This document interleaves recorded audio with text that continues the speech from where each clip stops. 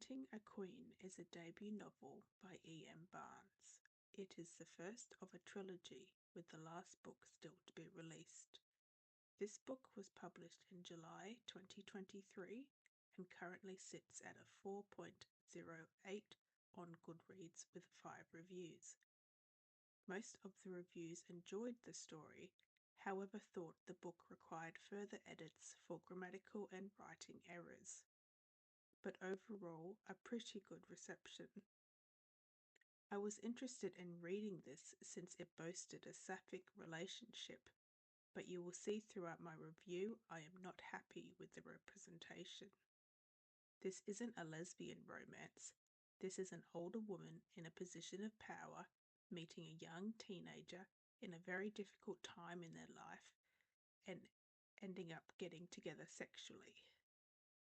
Does this only happen once the younger woman is in her early 20s? Yes, but they fostered a relationship when she was a young teenager. The older woman was an authority figure and someone who was tasked to look after and keep this person safe. It's disgusting behaviour. I don't care that they are now both consenting adults. They met when one was a minor and grew a relationship based on those vast power imbalances. Not a gay relationship, a predatory one.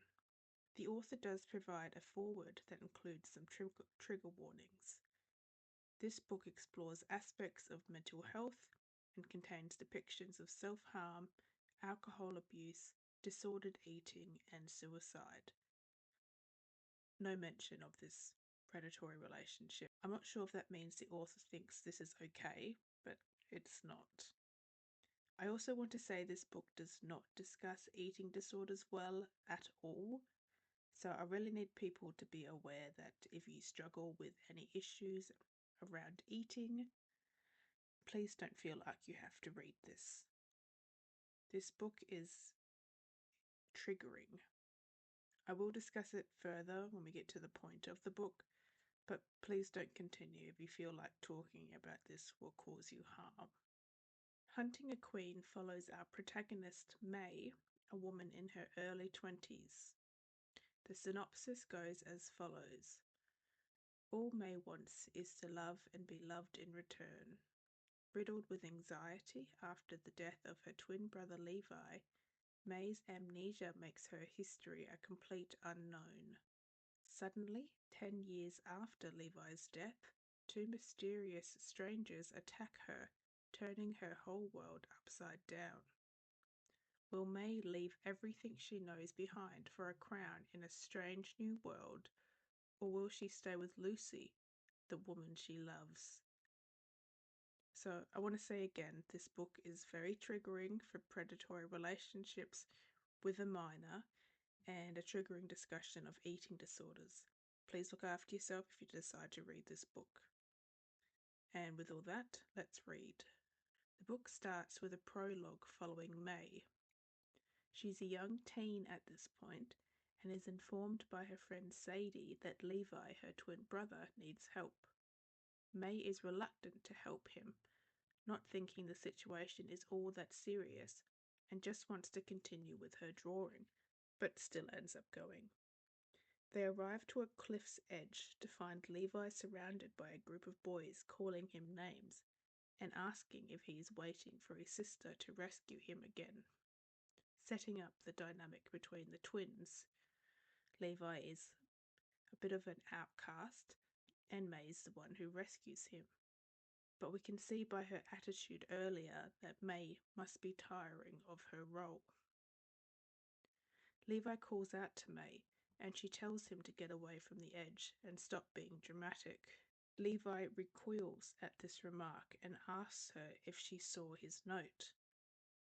They're coming, May. You have to get ready. May. But it's okay, because the others are waiting. We just need to join them over there. They're waiting for us. They want to take us home, back home to where we belong. All we have to do is jump. Do you understand what I'm saying? May yells back at him, saying he isn't making any sense, which fuels the other boys' criticisms. She tells him she doesn't want to keep listening to him and that he's acting like a jerk. But May, everything we thought was true was a lie. Everything we know about us, none of it's true. We don't belong here. We never belonged here. Levi realizes that he isn't getting through to May and wishes her well, but he has to go now. He creates a ball of electricity and throws it at May, throwing her back as she watches him step off the cliff. This prologue was really interesting. It's really set up the relationship between May and Levi really well and intrigued us enough to be interested. It felt realistic to me, the relationship between them. It's a common situation where one sibling may be a little odd and the other sibling takes on the role of protector. Eventually that wears on you, especially when you get a taste for something different and you realize you don't want to be seen as an odd one out anymore. I really felt for these characters and cared about them, and I thought it was a strong start. The next chapter follows May at age 23, years after the incident, in her apartment working on an art commission. She gets up to grab a drink, where we find out she has 12 bottles of Prosecco in her fridge, and that she usually goes through a bottle every 24 hours, indicating she's obviously still dealing with the situation laid out in the prologue and hasn't developed the greatest of coping mechanisms. She exits her apartment to go pick up some dinner, where she runs into two scary-looking men who start to take a keen interest in her. May has some self-preservation tendencies here and decides to get the hell out of there. She jumps on a bus and watches them in the back window, noticing a strange shimmering energy around one of the guy's hands, an energy that's similar to the same energy that Levi used in the prologue. May realizes it looks familiar, but it turns out she suffers from amnesia and has blocked Levi's death from her memory, so she can't quite remember why the energy looks so familiar. She ends up taking the bus to another shopping centre and picks up some noodles for dinner. On the way out, she sees a job notice board and sees an advert for a nanny position. For some reason, May feels drawn to this job, like something supernatural is forcing her to take it, which confuses her because she doesn't like children, and so she stuffs the ad in her pocket with the intention to call the number later. Throughout this first chapter, we start to see glimpses of May's mental health struggles and some coping mechanisms she uses, such as tapping, deep breathing, and picking at her fingernails. But we are starting to get into more serious self-harm territory, so I'd like to remind people again, if you find yourself getting triggered by these themes, you may want to leave. May comes home and boils the kettle. She starts to think about Levi again, which brings up some painful thoughts and results in her burning her palm with the steam of the kettle to the point of nearly passing out in order to distract herself from these thoughts. This is also where we are introduced to her disordered thinking around food, where she has to tell herself that she will eat all her food and be normal. Though triggering, I think this is a realistic scene of what people struggling with these thoughts go to. I have no problem with this book raising and discussing them. I think it's very therapeutic to some people to help them relate and recover alongside someone else. While May is sitting on her couch, she hears her downstairs neighbour come home. A door banged downstairs, and she heard her neighbour moving around her flat. Elle had moved in the week after May. Elle was a tall, slim, in her early 40s and fresh from an acrimonious divorce. She told May she considered her flat a stopgap between getting back on her feet, but she'd been living below May for years now with no signs of moving on. May invites Elle to come over for a drink, something that appears to be very common between them. They talk about life and Elle accidentally brings up May's dead mother. May tells her it's okay, that she can't even remember having a mother, so she doesn't miss her, and it appears that Elle was hiding something from May, but redirects before saying anything further. May then goes on to tell Elle about the two strange men at the deli. This causes Elle great distress, more than just a concerned friend, and she questions if they tried to talk to her. May says they didn't, but tells her it seemed like they were doing something with their hand and made glowing shapes in the air, but thinks she probably just imagined it. This causes Elle to pale, and she suddenly has to go, leaving May confused. The next day, May texts Elle to see if she's okay after yesterday and goes for a run, skipping breakfast. May thinks about how when she runs, the whole world disappears, and she uses it to help her anxiety, but unfortunately to a detrimental effect. We get little hints throughout these first few chapters that May is very underweight due to her eating disorder and over-exercising, painting a picture of a very mentally ill person who relies heavily on self-harming tendencies such as excessive intake of alcohol, exercise, and reduced eating habits to help cope with her trauma. It really helps you understand that we are following a deeply hurt individual with a lot of growth and healing ahead. Unfortunately, as I have said multiple times, we don't get that. So when I first read this, I was super invested in this character. But in hindsight, I feel like this is a very cheap way to try and get your readers to love your character without putting in work. Let's just make them really tragic, so you have to like them. During May's run, she runs into the two men from yesterday, so she hides and hears them arguing over what she assumes is her. May realizes that these guys are following her, most likely with the intent to take her, but luckily they drive off without seeing her. I don't know why we needed this chapter. It doesn't really add anything new to the book. We already knew May had self-harming tendencies. She runs a lot in this book.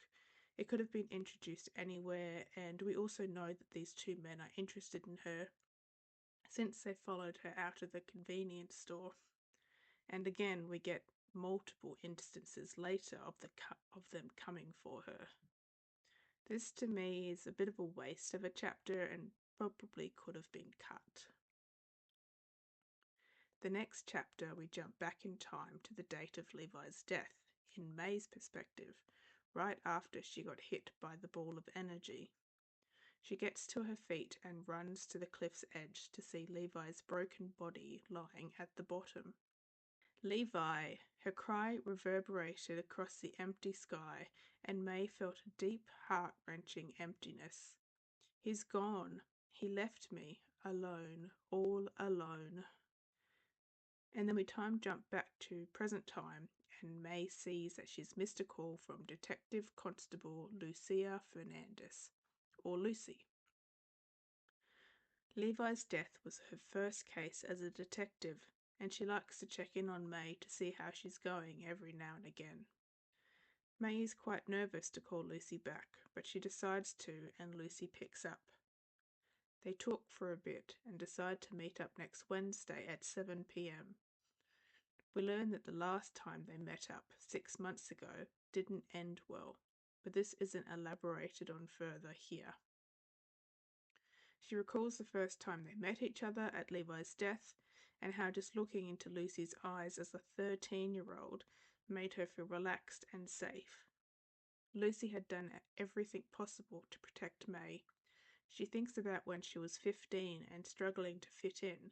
She went to Lucy, who offered her advice, and the numerous times they saw each other, especially when May was in hospital and very vulnerable, Lucy was like a guiding hand, steadying May when she was at her weakness. Remembering all the times Lucy had supported her made May blush, and a heat blossomed low in her stomach. As she matured, May's feelings towards Lucy had changed. Losing Levi and meeting Lucy were forever entwined, two sides of one coin, love and loss. Separating the two felt impossible. They were too connected. Now here I thought maybe this was going to end up being a situation where you have a child meet an adult and they grow close, and the traumatized child develops feelings for this adult because they showed them love and support, something they lacked in their childhood, because they think this is what love is supposed to be. But then the responsible and non-traumatized adult helps them heal and realize that this is not a healthy expression of romantic love. I thought this was a really interesting way to go and opens up a lot of conversations. I think the story would have been so much more emotional if we had watched this poor woman actually heal and go through some pretty tough situations of misinterpretation and rejection from the one person they thought would love them forever. It could have talked about the different kinds of love, the love between friends and parents, and the love for a romantic partner.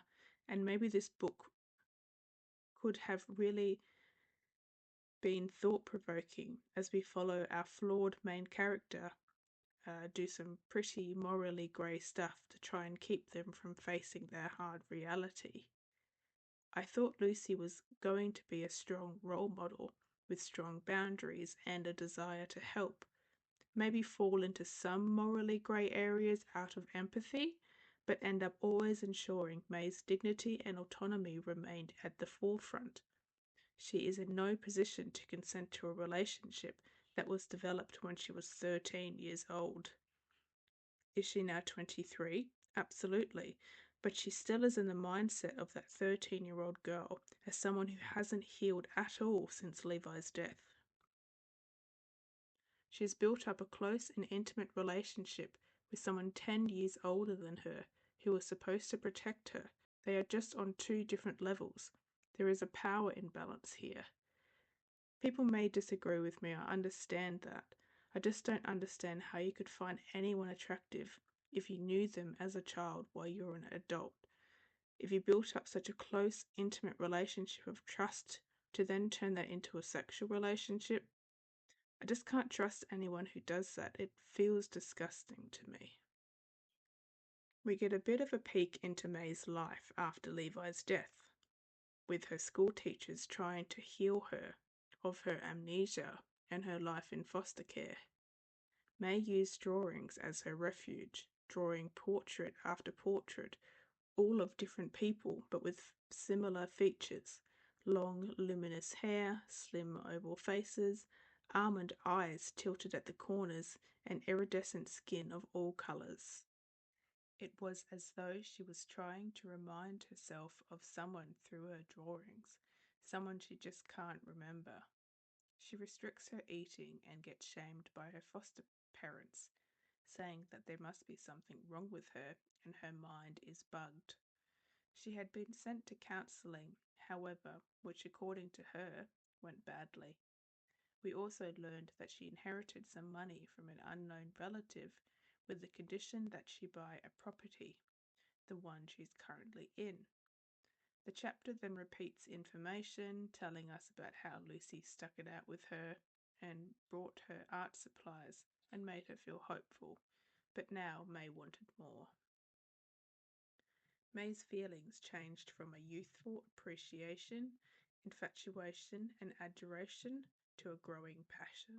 We now find out what happened last time Lucy and May met, literally in the same chapter, so I don't know why we just didn't say it when it was brought up the first time. It wasn't like we were trying to hide it until they had their meeting. We reveal it during May's info dump session. And this is an info dump. We get so much information dumped on us about May's past very unorganically. May, unsure how to share her feelings, got nervous. She drank too much on an empty stomach. May remembered Lucy's hand gripping her elbow, guiding her outside. "Come on, Em, take a breath. I think you went too hard." A warm hand brushed her short fringe from her eyes, and Lucy's face wavered, swimming in and out of focus. "Lucy, you're so pretty." May cradled Lucy's face with her hands and ran her thumb over Lucy's lips. Transfixed by the sensation of Lucy's soft skin, May whispered, "So beautiful," then leaned forward, placing her lips on Lucy's. A perfect kiss. Lucy responded, her mouth opening to deepen the embrace, and May's body filled with heat. And then, abruptly, it ended, as Lucy pushed her firmly away, wiping her lips with the sleeve of her button-up shirt. Wonderful.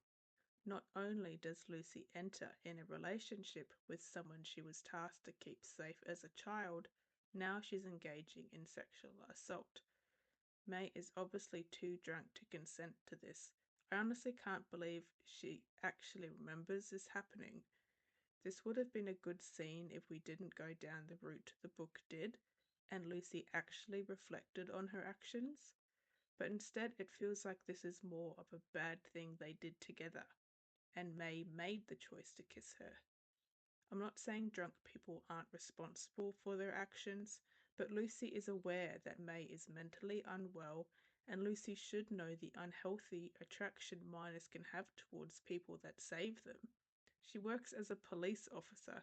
She would have been taught this and has probably seen it firsthand many times. Lucy should never have allowed this to go as far as it has, nor should she have fed into meeting with her alone, allowing her to drink to excess in her presence and then kiss her back. I can't like this character. She is supposed to be the responsible adult. How has she allowed May to end up in this situation when she promised she would help her? I just wish this was written better. Maybe if we got to see more of Lucy's thoughts and reasonings for why she hung around, knowing what she does about child victims. Like, how can she willingly go out to meet up with May in a bar, knowing she has a drinking problem? I love a flawed character. I'm all for that. But this doesn't feel like a morally grey written piece because we're supposed to be rooting for them to get together. This is not romantic. Lucy is a predator and shouldn't be seen as anything else. In the next chapter, May calls the number on the babysitting ad and a woman called Ava picks up. May asks about the job and Ava mysteriously says they have been waiting for May to call and they plan to meet at Ava's house at 3 p.m. We time skip to May getting ready and leaving for Ava's. She arrives at a large mansion and is let in, coming face to face with a tall woman with pale skin, light blue eyes, and waist-length hair. Just being in her presence puts May at ease. She senses a strange electric energy in the air, charging the place with anticipation. Ava brings in Celeste, the boy she is expected to sit for, a petite child with a small oval face and a head of silvery ringlets. Ava and Celeste appear to communicate silently between themselves as Ava tells him that it is her and that she is here. Celeste turns to face her and his gaze affects May drastically. May stumbled back in shock as the force of Celeste's gaze hit her. Electricity sparked through her body, racing from her head to her feet.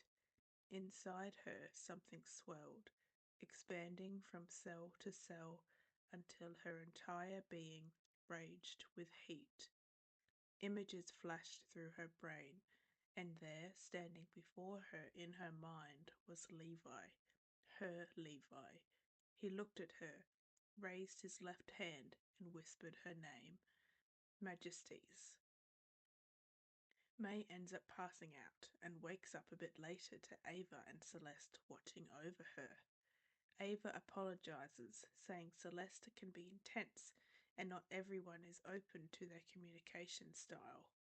Nonetheless, Ava is thankful she is so receptive and that they knew she had a strong bloodline. May, not sure what Ava is talking about, starts to freak out. Ava and Celeste get her to calm down and they do something. I think the same thing as before because May suddenly feels a strong connection with Celeste and then finds herself back at home. At home, she's questioning how they were able to put all those images in her head and why did they feel so familiar. She and Celeste were supposed to have met to help cope with the turmoil in her head. She has a drink of Prosecco and scrubs herself raw in the shower. A text comes through from Ava requesting they meet up again tomorrow, agreeing to meet up at 11. Chapter 9, we jump back to the incident in 2013 with the boys that were taunting Levi running to the camp counselor to tell him that Levi had jumped. I don't think I mentioned this, but the guys were at a stay away camp when all this happened. The police and paramedics are called and Lucy arrives. She runs into May and her friend running from the scene. May begs Lucy to help her and collapses on the ground. Lucy ends up comforting her and introduces herself. Hi, I'm Detective Fernandez. You can call me Lucy, with an I. She smiled at the girl and eased her up onto her feet. Hello. The girl raised her eyebrows. My name's May. Their eyes met, and Lucy experienced an immediate, inexplicable connection. She reached down and placed her palm on May's shoulder. I'm here, she whispered. May, I'm here. I'm going to take care of you. Now that scene should feel heartwarming, but knowing that May is 13 here and they end up getting together, it's just creepy. Lucy felt a connection. She was going to take care of her. Well, you didn't. Even if you didn't mean to let a child fall in love with you, you should never condone nor reciprocate it. Lucy said she would take care of her and instead harmed her by allowing these feelings to happen in the first place. Have dark subjects in your stories. I have no problem with that. In fact, I like those stories, but I like them because they still make sure to show the reader that these subjects are bad and should not be normalized. That these things happen to people and they deserve their feelings, but it doesn't excuse their behaviors. The scene gets worse. I'm not reading it out. Lucy hands the girls off to the camp office, and Lucy takes a moment to process the situation. She gives herself a pep talk, reminding herself this is her first official investigation and she cannot mess it up. And so she heads off to the scene of the crime. Chapter 10. We're back in present day with May, who wakes up from another mysterious dream and goes for a run. I mean, she knows there are scary guys out looking for her, but she seems like she's forgotten that. I mean, we could have developed her mental health further here by showing her getting antsy about not being able to run, then deciding she'd rather run than stay safe, which could help show just how much a mental health condition can really mess with your rational brain. But no, she's just stupid. I don't understand these stories. We usually spend so much time in these characters' heads, hearing all their inner thoughts, but we rarely ever get reasons for their actions. It's just a lot of pity party moments. I'm not just picking on this book. I'm seeing this a lot in these kinds of books. You know, just give your characters reasons. Honestly, their reasons can be as stupid, as long as it fits with the character. You know, she has two instances where she runs into scary looking dudes that seem like they want to attack her, but her brain is telling her she has to run or she'll get fat. And to her, that's the worst thing in the world. Worse than those men attacking her because she suffers from body dysmorphia. So, that would make sense to the character that she would throw judgment to the wind because she's suffering from a disorder that has taken good judgment from her. All you have to do is say it. Have May fight with her emotions. It would make her a more fleshed out character and we could relate to her and understand why she does these things. Right now she's just doing things. Anyway, luckily nothing happens on her run and she takes the time to think about the visions Celeste projected into her brain yesterday. She returns home to get ready and leaves for Ava's. She meets her at the door and leads May to the pool. Celeste creates these illusions of flowers and an orca, much to May's surprise and amazement. The fear appears to have gone. Whatever. It's not like that would have been an interesting thing to explore. May hears a voice in her head and realizes it's Celeste talking to her in her mind. Hello, May. I'm glad you're here. They weren't words so much as a mellow, tinkling melody playing in her mind. A melody May could interpret and understand. How are you talking to me? Who are you? Why do you seem so familiar to me? Oh, May, we've been searching for you. We've travelled around this huge country, looking everywhere for you, but I knew you were here. I could feel you. The melody changed key, turning serious and sombre. Time has grown short, and we have much work to do. Celeste runs into the house, and May tries to follow him but loses sight of him. May searches around and comes across a staircase, which she ascends. She hears voices behind a large white door and steps over to investigate. Yes, she is the one, there is no doubt. The truth lies in her aura. Her bloodline shines as bright as a comet in the sky. Ava's reverential tone stopped May in her tracks. Bloodline? Aura? What? Confused and ready for answers, May pushed the door open and walked in. Well, obviously her bloodline doesn't shine as bright as a comet in the sky, otherwise they would have been able to find her earlier. May enters the room to find Ava standing in an opulently decorated bedroom, speaking with an older lady bearing similar features to Ava and Celeste. The woman addresses May as Majestres and asks her to come closer. May tries to say they've got the wrong person and that she'll go, but the older woman insists. So much for wanting those answers, huh? The woman states that May is the image of her mother, which May internally questions, but never actually asks the woman about it, and is then asked to leave, which she does. What? You can't just tell me May is ready for answers and then have her ask no questions. Now, here you'd be thinking, well, this is a lot of scary information about May's family and her mother. As a character that hasn't reacted well to this in the past, I bet she's probably not going to handle this very well. Today is intense. Okay, things are happening you don't understand, but you can handle it. Keep going, right? And you'll be fine. You can process all this wild stuff later with Prosecco. Until then, go find that strange telepathic hallucination making child because they seem like the most normal thing in this wacky house. Okay, not really what I was expecting. Able to rationalize herself out of freaking out and then say she'll process it over a bottle of wine. I thought the wine was to make her forget, not allow her to work through stuff.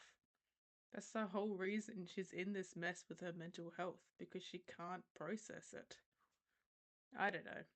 Part of me is glad that a book is talking about mental health and not glamorizing it, but I can't get over these character inconsistencies, and, well, it's not really that great a representation.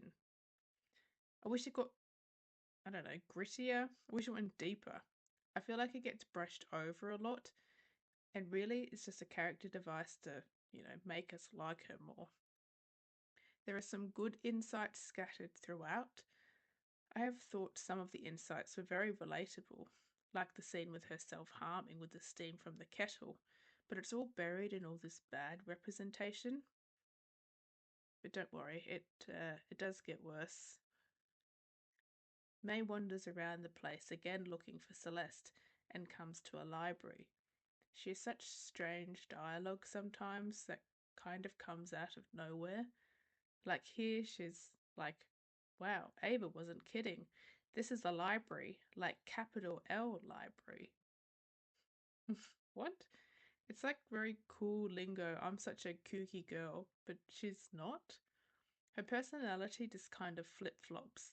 I honestly don't know how I expect her to react in situations. I expect her to be a troubled, recluse, anxious wreck, but then she's also edgy and cool. It's just very confusing. She finds Celeste and they have this interaction where May kind of captures her inner child, and it's nice, but again, doesn't feel earned since we haven't built up this relationship between the two characters. This is their second meeting in 2 days. We're just told they have this connection, and it kind of cheapens it. Chapter 11, we're back in 2013 with Lucy. She's at the scene of the crime, taking photos for evidence. Her constable makes an unwarranted remark about Levi's death, and Lucy shuts it down, resulting in him calling her a slur under his breath. Lucy ignores it, thinking she'd left the bullying back at her old precinct. She reminisces on the hardships of her old workplace and how she thought her new job would be a new start. She'd been under the impression that she had left a lot of the harder work behind. We find out that Lucy is a diligent officer, usually keeping to herself and living her simple life, distancing herself from her string of bad relationships. A lifeboat ends up coming to pick up Levi's body, and Lucy climbs back up to the beach path, only to run into two strange men in leather gear. From their descriptions, we realise that they are the same men that are stalking May in the present. Lucy tells them the beach is closed. It seems like they may have an altercation, but the men decide against it and leave. It then scene skips to the morgue, where Lucy is observing Levi's autopsy, much to the coroner's delight, and the chapter ends just before they start the autopsy. We never come back to the autopsy, so I don't know why it was needed. The only thing this chapter really reveals is that the two biker men were also at the scene of the crime, but that could have been a sentence in any other chapter. The pacing is just very slow, and I feel like I'm wasting my time. In chapter 12, we jump back to the present with May still at Ava's, relaxing after enjoying a snacking session with Celeste. She comments to herself about the situation. May has eaten more food in one sitting than she'd consumed over the previous 14 days, but realised she didn't care. She just ate without overthinking it. Later, lying with Celeste curled up next to her, May waited for the guilt and self-hatred to kick in. Her stomach was taut, stretched larger than ever, but something about being next to Celeste kept her demons at bay. So we can see Celeste has this power over her, allowing her to completely turn off her eating disorder, because, that's how it works. The two start up a telepathic conversation. Seriously, I just kind of feel like she hasn't reacted enough to this strange situation she's in. It's just not built up enough for May to have this much trust in these people. I can see that maybe it's trying to say that she and this kid just have such a strong bond that nothing could keep her away, even weird magic stuff. But it's just not explained well enough, and I'm not convinced. Anyway, she goes on to ask Celeste if they're an albino, but Celeste replies cryptically that they are many things and that this is a vessel and it doesn't represent what they truly are. May finds herself having an out-of-body experience, looking down at herself and Celeste, and comments on how awful she looks. Okay, maybe this is May's unique experience with having an ED, but from my own experience with people with ED, they experience such a high level of body dysmorphia that they cannot see themselves for how they truly look. For May to so easily say she looks awful, I can understand that maybe she's seeing this finally because this book is trying to say Celeste is this magic pill that cures you of your ED instantly without any work on your behalf. Just becoming a completely different person because that's the only way that would work. But there's no introspection on May's behalf. Like, this should be a momentous moment. She's finally seeing the harm that her ED is doing to her, seeing her body for what everybody else sees, and she's not upset or freaking out, or even happy to see that she's really as skinny as she hoped to be. She's just, I look awful. Celeste, why am I up here? That's it. One sentence, 3 words, addressing her reaction to seeing herself like this. It's just infuriating, especially when I was so excited to see some representation for an ED. For it to be treated like this is really triggering and disappointing. It again just feels like something to make you feel sad for the character and not something that is fully fleshed out and talked about in a constructive way. This isn't how you create sympathy for your character. You don't rely on massive traumas to gain sympathy. You just write a three-dimensional character that feels emotions and reacts to the situation. Stop telling me this character had a bad upbringing and actually write how this affects her and show me how it affects her in the choices she makes and the way she reacts. I want to like these characters, but they just don't feel real. May's body suddenly starts glowing with strange familiar shapes, spreading out over her body and filling her with electrical sparks of heat. The power grew inside her, bursting at the seams until the pain becomes too much and she passes out, waking up shortly afterwards to everyone crowded around her. They tell her that somehow Celeste's behaviour impacted her. Not sure what that's supposed to mean, but May finally kind of has a normal reaction to this situation. Too little, too late. But it's also a weird, quirky reaction. Like, it's just those annoying reactions you see when you're trying to be funny, but it's not. It's cringy and generic, and it doesn't fit with how you've been portraying the character. Characters like this are never consistent, they just fit into tropes. I have a hard time liking stories like this. And these scenes always annoy me because it turns into this annoying journal monologue that you might see in a young person's journal that would never see the light of day, not in a book about a woman in her early 20s. She gets yelled at to calm down by the old lady from upstairs and eventually regains her composure. It's like, okay, I thought we were going to have a moment where we actually be consistent with emotions in a scene and let her run out and see some actual tension, like, oh my god, will she come back? What's going to happen? How will these people gain her trust again? But no, don't worry. She'll be back. She just has to go process her emotions. Like, this book has no idea how to build tension or fully commit to anything hard. It's too hard to try and convince our main character to accept this new terrifying reality in a realistic way, so we're just going to make her accept it.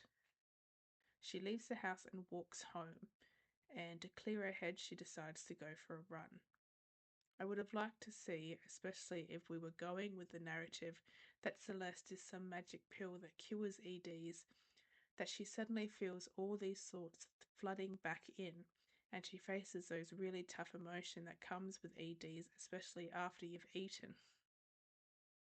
But no, I just wish we actually committed to this character instead of just making it a gimmicky personality trait.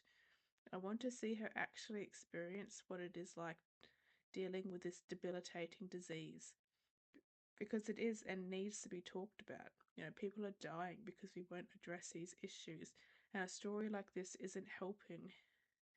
EDs aren't just quirky character traits, they are deadly diseases that kill people. Don't get me wrong, she does eventually have some feelings once she comes back from her run, has a protein shake, showers, slips into comfy clothes, and gets her notebook out. So, like, quite a while afterwards. So, I mean, yay, okay, we did have some emotions. But again, it's not being raised at appropriate times. Why isn't she feeling like this once she stepped out of the house? How did she somehow turn off her character until she was back home, pampered and showered? And for it to say that even recalling it didn't come with the same shame right then, but eventually the dark negative thoughts of worthlessness suddenly all came back. But no talk about her eating episode, just that she's worthless and should be dead. I just don't understand it. If those thoughts suddenly came back, why didn't the ones about her ED also come back? Chapter 13. May is quite exhausted after her episode and finds the cracks in her ceiling have shifted to form the word hello and sprouted a beautiful array of flowers. A quiet knock comes at the door and May opens it to find Ava and Celeste. Ava explains that Celeste said they felt May was in distress and needed to come over immediately. She reluctantly lets them in and immediately tells them about her and her brother and how they were abandoned and he died when he was 13. Ava compliments May on her artwork, saying she has inherited the family talent and her mother would be proud. And of course, May has to respond in her quirky way. Okay, that's the second time in the last week someone's mentioned my mother. I don't think it's the second time. I think she's. Anyway. But on the list of strange things that have happened to May in 2023, all capitalised by the way, I guess it's actually pretty low on the list. Not low enough for me to ignore it though, especially given the whole telepathic child slash electricity shooting out of my finger situation. Sorry if you find it funny, I just find it insufferable. She offers them refreshments and she tells Celeste that they aren't allowed alcohol, and Celeste reveals that they are actually older than May thinks. But this infantilization of this literal godlike being doesn't end here. It's kind of weird and creepy. Like, this is supposed to be an old and wise being, but is treated and also acts like a child. Ava refuses to have any alcohol, and seeing that May is okay, decides they will leave and arrange to meet up again on Thursday at 3 pm. So, if my math is correct, seeing as I think today is Saturday, they want to wait 5 days to meet up again. Why? Why wait that long? Like, May has been missing for years, is now in real danger and being hunted, and we're just going to wait a few days for no reason instead of, trying to get her somewhere safe and get her home. Like, why is there no tension? Anyway, they leave and she ends up getting a phone call from her therapist. And May tells her that she's meeting with Lucy soon. I'm good, I'm seeing Lucy soon. Anna's tone changed. Really? That's exciting. Are you going to talk to her about what we discussed? Yes, I am. I'm excited about it. I think she might be ready to take things further. Please manage your expectations regarding Lucy, May. She might see your relationship through a different lens. Excuse me? Does this therapist actually know the circumstances around how these two met?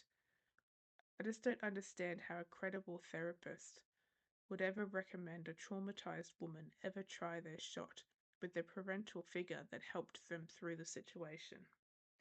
That sounds like a recipe for a toxic situation that would only worsen her mental health. We shouldn't encourage these sort of feelings for these kind of people. Getting into a relationship with Lucy would not help anyone. She's supposed to be helping her, and Lucy getting into this relationship is taking advantage of May. I just can't see it any other way. I don't understand how we're supposed to be rooting for this relationship. Okay, we're up to chapter 14, and we jump back in time to 2013 at Margaret River, and we have a Levi POV. We learn that Levi suffered from nightmares and also get a bit of important backstory, like how May shunned pink t-shirts and skirts for jeans. The two were quite the inseparable pair, and their bond, as well as mysterious happenings, tended to scare the foster carers, causing them to bounce between them rapidly. It was finally when they were 12 and a mysterious shed fire threw them from their last foster family into a state-run facility called Burswood Academy, which provided the children with a routine and stability, which in turn allowed them to relax and even have a little fun. May made friends quickly, but Levi struggled, and eventually May hung out less and less with her weird dorky brother and started finding new hobbies and experimenting with her style, leaving her brother behind to wallow in his loneliness. until one sunny day he thought he heard a stranger calling his name from a cave on the beach. He enters the cave and finds a strange glowing light, which entices him to check it out. The glowing area's size surprised Levi. He walked towards it and saw it stretched, taller and wider than him, the wall around it smooth and unblemished. Squinting and leaning forward, he reached out a finger and touched the glowing area's center. Like a stone dropping from a lake, concentric ripples of light flowed around the surface. In a moment, the ripples reversed, like a slow-mo video played backwards, until they met at the epicenter, from which emerged a long, thin golden tendril, its blind end moving through the moist cave air, seeking its target. As the ribbon of light approached, he saw a mass of interwoven, pulsing strands of gold, each strand holding darting spheres of sparkling energy that silently called his name. This strange glowing light appears to be the source of the voice speaking his name, and it fascinated Levi enough for him to answer. At the sound of his voice, the tendril stopped its searching and pierced his hand, sending a golden pulsing energy throughout his entire body, the force lifting him off the ground. This surge of energy causes Levi to pass out, and he regains consciousness on the ground and stumbles out of the cave. His head feels weird, and he notices glittery stars tumbling out of his hair and sparks flying from his fingertips. Amazed at his new abilities, he runs to find May, spending the whole day in this new ultra-realistic reality, where sounds were louder and colours brighter. He eventually finds her later in the day, but is quickly dismissed by her before he can even explain the strange events in the cave, so he runs off feeling rejected and turns to sketching so he doesn't forget a thing. In chapter 15, we jump back to May in present time, kind of just living life while she waits for the date of the rendezvous with Ava and Celeste. The book mentions that she had ventured out a few times to the deli and had almost stopped flinching when she heard motorcycles, referring to the two men who were trying to kidnap her. So why is she afraid of the men here, but she isn't afraid of the men when she goes out for her runs? It's inconsistent.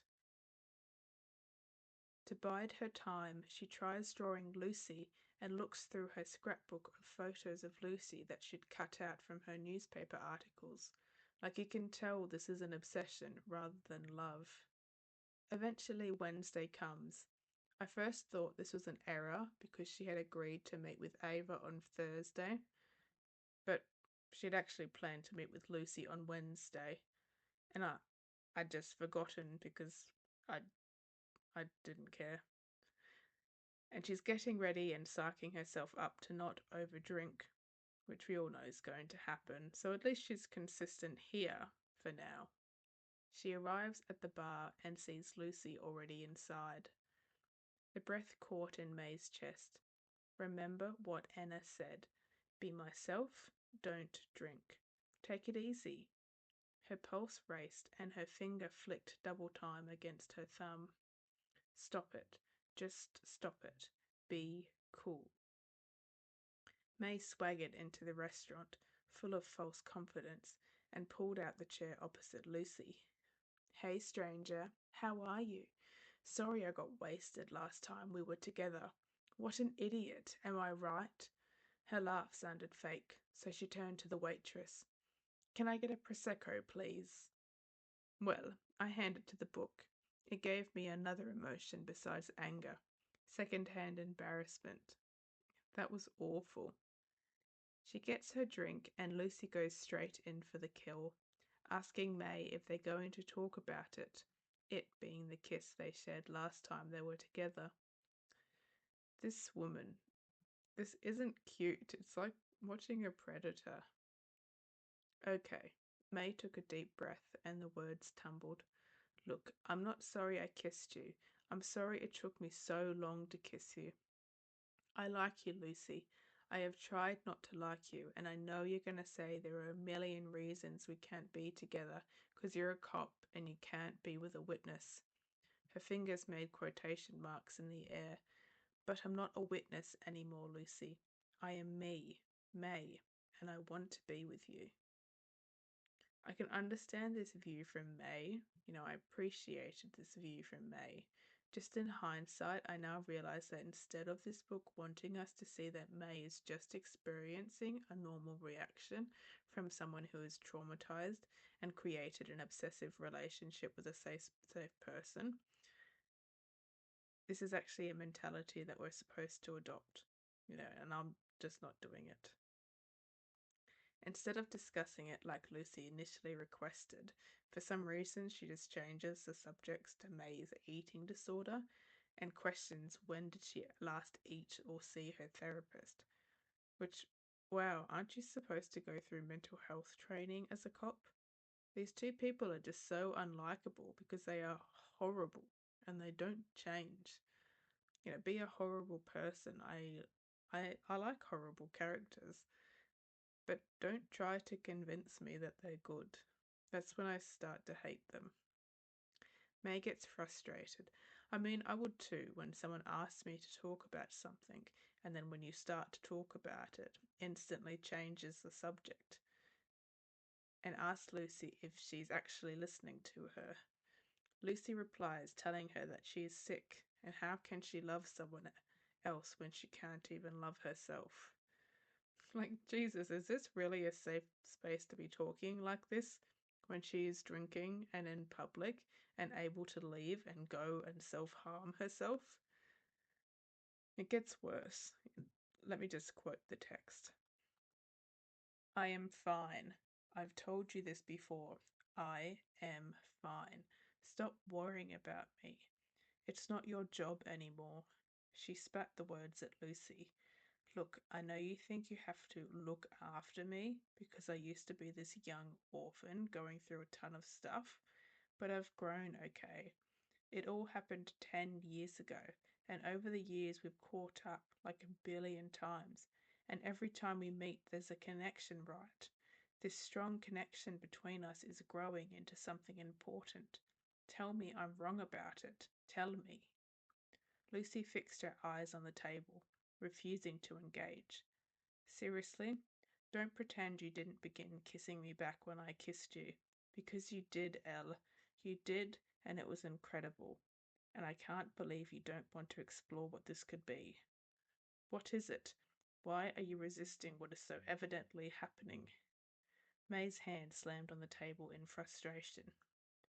Lucy murmured, May, it's not that I'm not attracted to you. Because I am. God help me, I am. Then what? What is stopping you? You're not well, May, and I don't think starting a relationship is helpful to you right now. You had a connection every time you met for 10 years. You've only been an adult for 6 of those years. And Lucy saying that she's attracted to her but can't be with her because she's sick. That's it. This isn't some Romeo and Juliet love story. Though maybe it is, since wasn't Juliet underage? This is a predatory relationship. Started when May was a traumatized minor who obviously hasn't recovered with the person who supposedly helped her through it. Obviously not well if she allowed these emotions to bloom over 10 years. Walk away, Lucy. Actually protect this woman like you like to think you're doing. May ends up running out of the restaurant. Again, Lucy, why do you think allowing this conversation would help May at all? And just books it home to throw on her running gear and run off her feelings. So essentially, she went home and self-harm. Now, screw you, Lucy. Now, I can understand in her drunkenness and heightened emotions that she would forget about the true danger of the motorcycle men, so I'll give this one a pass, but not the rest of them. And she ends up running straight into the arms of the two men. Chapter 16 continues with the attempted abduction of May.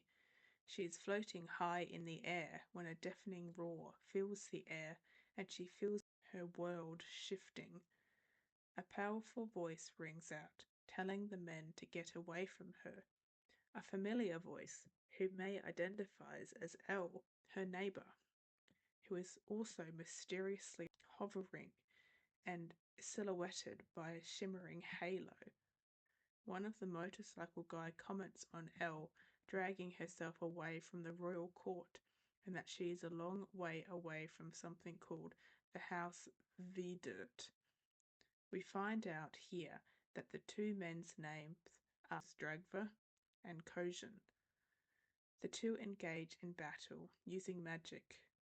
Elle conjures a protection spell on May and tells her to get out of there, which May doesn't need telling twice. She runs all the way home and finds Lucy waiting outside her door. Kind of her to go and check on her after what she did to her. And May barges past her to open the door and screams at her to chain the door and close the curtains. Lucy is obviously confused, asking her what is going on, and May tells her to sit down beside her under the front window and starts to tell her about the men, Ava and Celeste, but gets interrupted before she can tell her about the magic by a frantic knocking on the door. Chapter 17. We learn that the knocking was just Elle, and May lets her in, making sure to check her over for any injuries. She demands Elle explain what is going on, but she can't explain now because they've tracked her back here and her wards aren't strong enough to protect them. Lucy tries to step in to get the situation under control and find out what's happening, but Elle doesn't listen to her and instructs her to take May to her house to protect her, and she just does. I don't really understand this. These conversations just happen so quickly and decisions are made so quickly and easily, they just don't feel realistic. She's a cop. It's kind of part of her personality to question everything. And I mean, she does ask, but then doesn't resist like you'd kind of expect her to. Or like, I don't know, start to think maybe May is really struggling, and then I would understand her haste because she would want to be taking her straight to the hospital. The two leave, and as they are leaving, May waves to Elle and accidentally shoots golden sparks out of her fingertips, but she's too tired to react, and they drive all the way to Lucy's hotel, and May goes into the bathroom to freshen up. She sits on the toilet for a while, thinking about the golden sparks she shot out of her hands, and Lucy, concerned, knocks on the door asking if she's okay. This causes all the emotions to finally boil over, and May collapses to the floor in uncontrollable sobs. Lucy enters the bathroom to comfort her and encourage her to have a bath to wash away the day's events, but spots the minibar Prosecco she had taken. But Lucy just watches her swig it, comments that probably isn't the answer, and just leaves.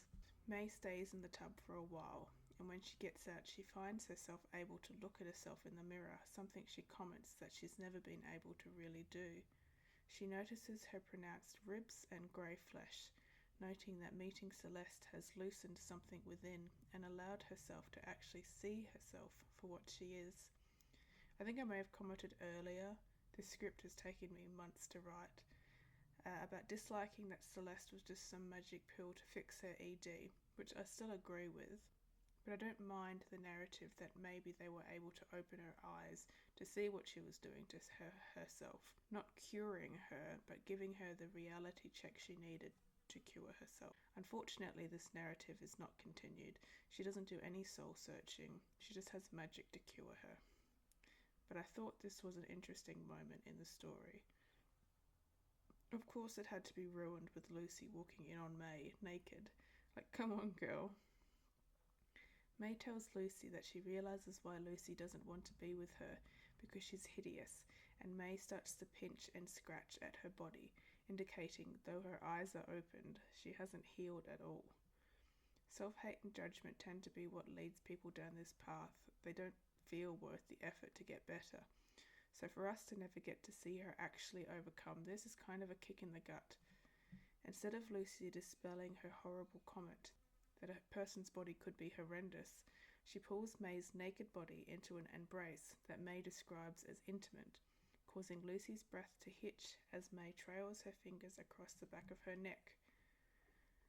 I just need to say that we're about to talk about May sexually assaulting Lucy here. Lucy tries to step back, but May tightens her grip and kisses Lucy's collarbone before turning her head upwards and kissing Lucy on the lips.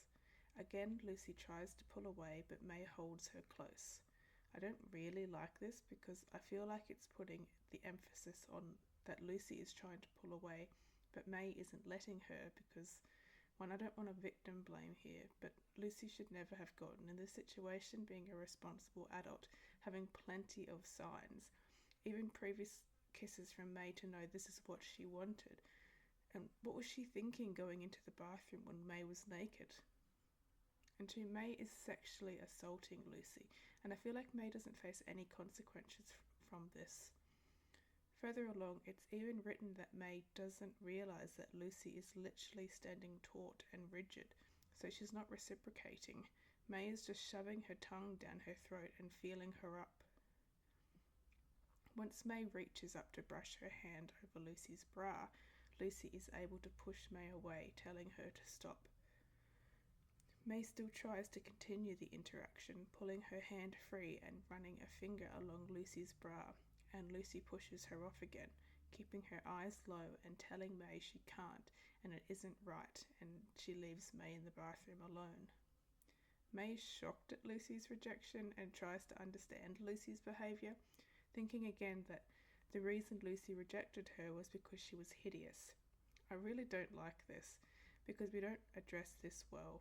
I can understand this would be the reaction May would have, absolutely, but it's the wrong conclusion. However, it isn't proven wrong throughout the rest of this book, making it seem like Lucy was the one at fault here when May sexually assaulted her. It's really hard to redeem a character that sexually assaults another character. I don't see how we're supposed to feel bad for May when this is how she acts without facing any consequences or remorse. When she exits the bathroom, she finds the hotel room empty and a note from Lucy says she's gone out for some air, and she apologises. May takes the note and tosses it across the room where it lands next to a bin. This action causes May to experience flashbacks to the time when she ignored Levi's requests to talk or look at the drawings he saw in a dream, or to help him work through some strange memories of a red-haired lady with a golden crown. Overwhelmed with grief and regret, she falls to the floor and begs for Levi to forgive her. She sees her sketchbook in her bag and decides to draw Levi's face, so she never lets herself forget it again. She then draws the faces of Dragva and Kojin. The act of drawing allows her to calm down enough to collect her bearings and text Elle the pictures of the two with the demand that she needs to explain to her who they are, and Elle responds that she will soon, allowing May to finally relax and let herself sleep. In chapter 18, May wakes up and Lucy is back. Lucy tells her they need to talk. I honestly can't believe this is real. Lucy goes on to say, "When we met at Bethany Camp, gosh, what a moment.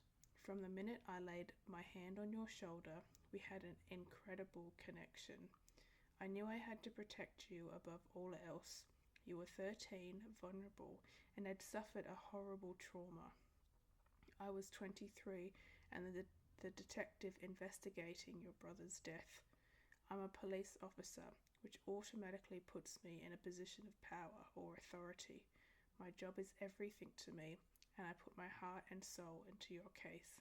Remember, every decision I made was with your best interest at heart. Then, after the investigation wound up, I didn't see you for a while, remember? Because I got transferred away. When I came back, you were so unhappy for years, and I did everything I could to make it better, but you kept getting worse. And then you were admitted to hospital. It devastated me seeing you so unwell. You were so ill, and all I wanted was for your beautiful spirit to be happy. It broke my heart. You were so lost and so alone, and I wanted to be there for you, cheer you up, and give you a sense of security. And then you got out, and you looked better, and you seemed better, but now I realize you were pretending, weren't you? Doing enough to keep from relapsing, but not enough to actually get better. When you turned 18 and I helped you find your flat, you were so brilliant, gorgeous and funny. Spending time with you changed into being like hanging out with a friend. You weren't a little girl anymore. You were a young adult, and I loved spending time with you. But 28 and fresh out of a relationship, honestly, my feelings for you were so confusing. I wanted to protect you, but at the same time, I started thinking about you in a different way. Romantic feelings developed, ones I didn't know how to process. I started wanting you in a different way, and it didn't feel right. It was hard for me, May, so I try not to think about you. But I can't stop. I can't. Every day I wake up and wonder what you're doing, where you're going, how your life is unfolding, and it kills me that I'm not a part of it. I struggle because I don't want to take advantage of you. I don't want you to feel some sort of misplaced loyalty to me, and I worry we will never escape our past long enough to make a future together. And then, last time we met, you kissed me and my world exploded.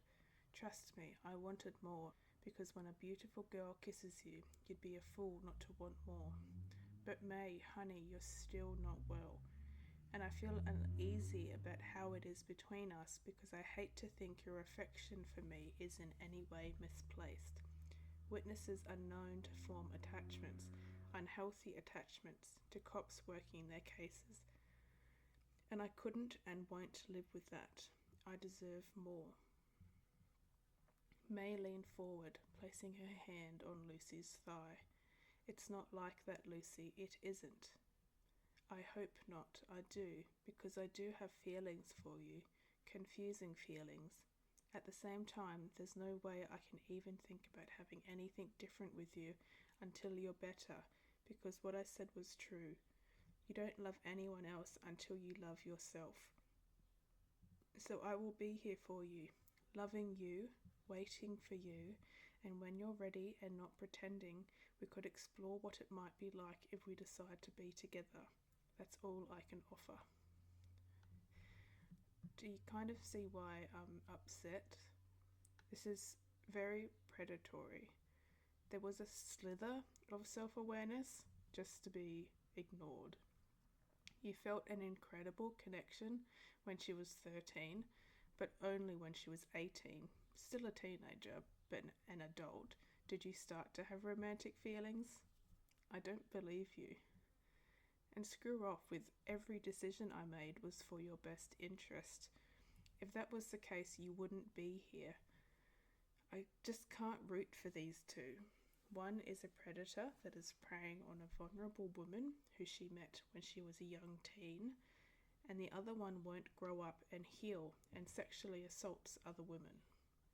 This is the very relationship Lucy said she wouldn't live with, but here she is living with it. The two get ready for the day, and when breakfast is being delivered, Lucy notices May's drawing of Drugva and Kojin and questions her about it, asking how did she know these men. May explains to Lucy that these were the men who attacked her the previous night, and Lucy reveals that these were the same men she saw on the beach the day her brother died. We jump back to 2013 in chapter 19, with Levi again, where we have Levi waking up and sneaking into May's room, desperate to tell May about the incident that happened in the cave earlier in the day. He tries to tell her that she needs to come with him to the cave so he can show her, but she brushes him off again, telling him that they'd discuss it in the morning. Stunned at the rejection again, Levi can't help but mourn over the loss of their close connection, reminiscing that only 6 months ago they were as close as possible, and now it appeared that he had completely lost May. So, without May, Levi decides he wants to get answers and decides to venture to the cave himself and do some more exploring. And that's literally the whole chapter. We didn't learn anything new. I don't know why it's here. Chapter 20. We stay in 2013 and we have a chapter with Lucy. It also appears to be a little while after Levi's death, but the title only says the year, so it's a little confusing. You're not too sure what time you are until you read a little bit into the chapter, which is just a little bit annoying.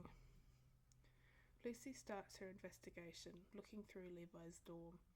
She looked through Levi's art, which to her looked like a bunch of meaningless drawings with rudimentary marks repeated across the page that kind of looked like hieroglyphics or rune marks one might see on tarot cards.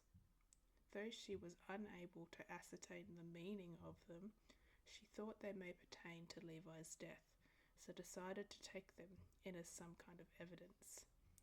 Finding nothing else of worth, she left to find May, but as she was leaving the room, she heard the sound of 2 motorcycles roaring to life. She ran to see who they were, but only got caught in their dust. Noticing that the camp secretary was standing nearby, Lucy went over to ask them what the 2 men had wanted, and she told Lucy that they were asking questions about Levi and whether he had any family, but the secretary refused to answer their questions. Lucy continued to probe the secretary, asking if they had any information that may help explain Levi's actions, and she mentions that she did notice that a week prior to his death, Levi appeared to be terrified of something. She also informs Lucy that Levi may have run into the 2 men on motorcycles and that their faces should have been caught on the CCTV footage so she can try and track them down and question them. Once their conversation ends, Lucy makes her way to May's old room. Her belongings are still there and will be moved to her new place shortly, giving Lucy plenty of time to search through them. She notices the rubbish bin has some contents, so she looks through it and finds a few pieces of screwed up paper, a half-finished sketch of a strange lizard-like creature that, though Lucy wasn't able to comprehend, radiated importance, and another drawing of those rune marks she saw in Levi's room, with her full name written right smack bang in the middle of her page. Questioning how Levi knew who she was prior to his death, and having never met her, she collected the 2 pieces of paper as evidence and left to go find and talk to May in her new foster home. We jump back to the present tense in chapter 21 with May and Lucy after Lucy explained how she had seen those 2 men back in 2013 at Levi's death, and May is understandably freaked out. She asks why they were never considered people of interest, but it appears they were just relegated to annoying civilians that wanted a scoop instead of contributors to Levi's death, which was just ruled as suicide. In her frustration, May starts to send sparks from her fingers and accidentally starts levitating, which completely takes her mind off the discussion of her dead brother and segues into her joy of finding out she can fly and how hungry that makes her. So now she has to shovel a plate full of food down, despite her ED, which is now forgotten so easily. And Lucy is just okay with finding out May has magical powers and just flew around their hotel room. She doesn't even question it. Instead, she just comments on how amazing it is to see May eat all that food without a pained expression on her face. Which, okay, really? Commenting on someone's eating who has an ED? I wouldn't really consider a good idea. It could be quite triggering, even if you meant no harm by it. I just don't like the ideas this book perpetrates about EDs. It's very dangerous, even if it's coming from a good place. Lucy ends up dipping out for a hot minute, and May decides she wants to go for a run. Have we forgotten the last time you went for a run you almost got kidnapped and may have died? Luckily, Elle texts her, informing her she's coming over, so May decides to clean the hotel instead. When Lucy comes back, seeing May clean brings back the memory that we just learnt about in the chapter previously of Lucy finding the drawings in May's waste bin, and believes they may help explain what's going on. But before they can talk further about it, Elle arrives and sits the girls down for a talk. May starts the conversation, informing Elle of Ava and Celeste, the telepathic child, which Elle reacts rather well to by passing out on the couch. Once she awakes, Elle mumbles something about how she can't believe a pure heart is here, and insists that May takes her to see Ava and Celeste immediately. In chapter 22, we jump back to 2013 with Levi. Seriously, this jumping around is getting a little annoying, especially since we don't learn much. It all could have been summed up much more succinctly and the story would actually progress at a better pace. I find it a bit of a slog to read through these chapters. Levi is upset, what's new, about being ignored again by May and set out to walk to his spot. He hears the sound of motorbikes behind him but ignores them and presses on. Once he arrives to his spot, he starts practicing his magic when he gets interrupted by Dragva and Kojin, who have quite an unnerving interest in Levi's magic. The conversation reveals something interesting. "We mean no harm, small one. We're interested in what you can do." At this, he raised his head and sniffed the air. To Kojin, he murmured, "He's powerful, this one. I can smell it, but there is something missing." Sniffing again, he savoured the flavours, taking his time, sorting them into categories. The halfling? Can it be true? There were rumours. Lost in thought, he rubbed his chin, barking, "Child, where is the other? Your other half? Tell me, this is important. Your sibling. Boy, tell me where they are." So there's obviously something interesting about these two siblings. Both must be powerful as individuals, but must only be one part of a whole. Levi tells the men to leave him and his sister alone and manages to create a ball of energy to blast the men away.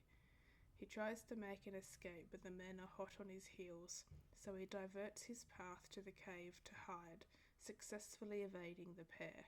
But in his hiding, he is able to overhear part of their conversation. The pair reveal that they are working for someone called Jordis, who requires both the siblings alive, as if they can keep them separate, then they may be manageable, but together they are dangerous, and if one dies, their power passes to the other, making the task of capturing them all the more difficult. The two men stalk off, allowing Levi to return back to his camp to think over what the pair has revealed. Unsure how to take in all this new information, he has a revelation that the strange marks he keeps seeing in his dreams and drawings must control the power he feels coursing through him, an experiment resulting in him levitating off his bed. Chapter 23, back to present tense. May, Lucy and Elle pull up to Ava's house. When Ava sees Elle, she greets her like an old friend, shocked to find her here. Elle tells them she was sent not long after someone to protect and monitor, but don't intervene. So they had someone who knew where May was this whole time, but this didn't get reported back to her so Ava could find her. The women all settle in the library and we can get some explanations. Ava is something called a brave, tasked 10 years ago to find May. Celeste is a pure heart, an ever-changing being that observes the world and pledges loyalty only to their kind, or rarely a person with whom they choose to share an unbreakable bond, and that Celeste has chosen May as their bonded. The old lady upstairs is Kelwyn, a diviner sent to track May down. did a terrible job since it took 10 years and they literally had somebody following her from their side, and that she was the one who told them May was here. But I thought it was Celeste who knew she was here. Elle is a protector and keeper who Ava didn't realise was here. Like, seriously, do these people not talk to one another? How much time did they waste? It's seriously lucky May was still alive. They also tell us that Dragva and Kojin are something called scenters, bloodhounds who once they lock onto a target are impossible to lose, even though these guys seem to have evaded them pretty easily. Then the big reveal. May is actually the true heir to the Nylul throne. May, who is in a bit of shock, is grabbed by Celeste, who lifts May off the ground and spins her around so quickly they appear to join as one, performing some kind of magic ritual. And when they land, Lucy can only stare at May in shock. May asks her what's wrong, but all she can do is point, and May turns to look at herself in the mirror. This is the part I hate.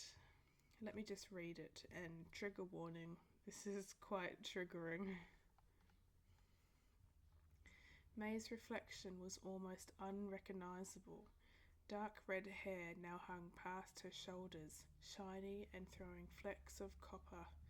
The dark circles beneath her eyes and sharp cheekbones were gone, her face now round with vitality and good health. Her blue eyes sparkled with energy, and a megawatt smile beamed out of her freckled face.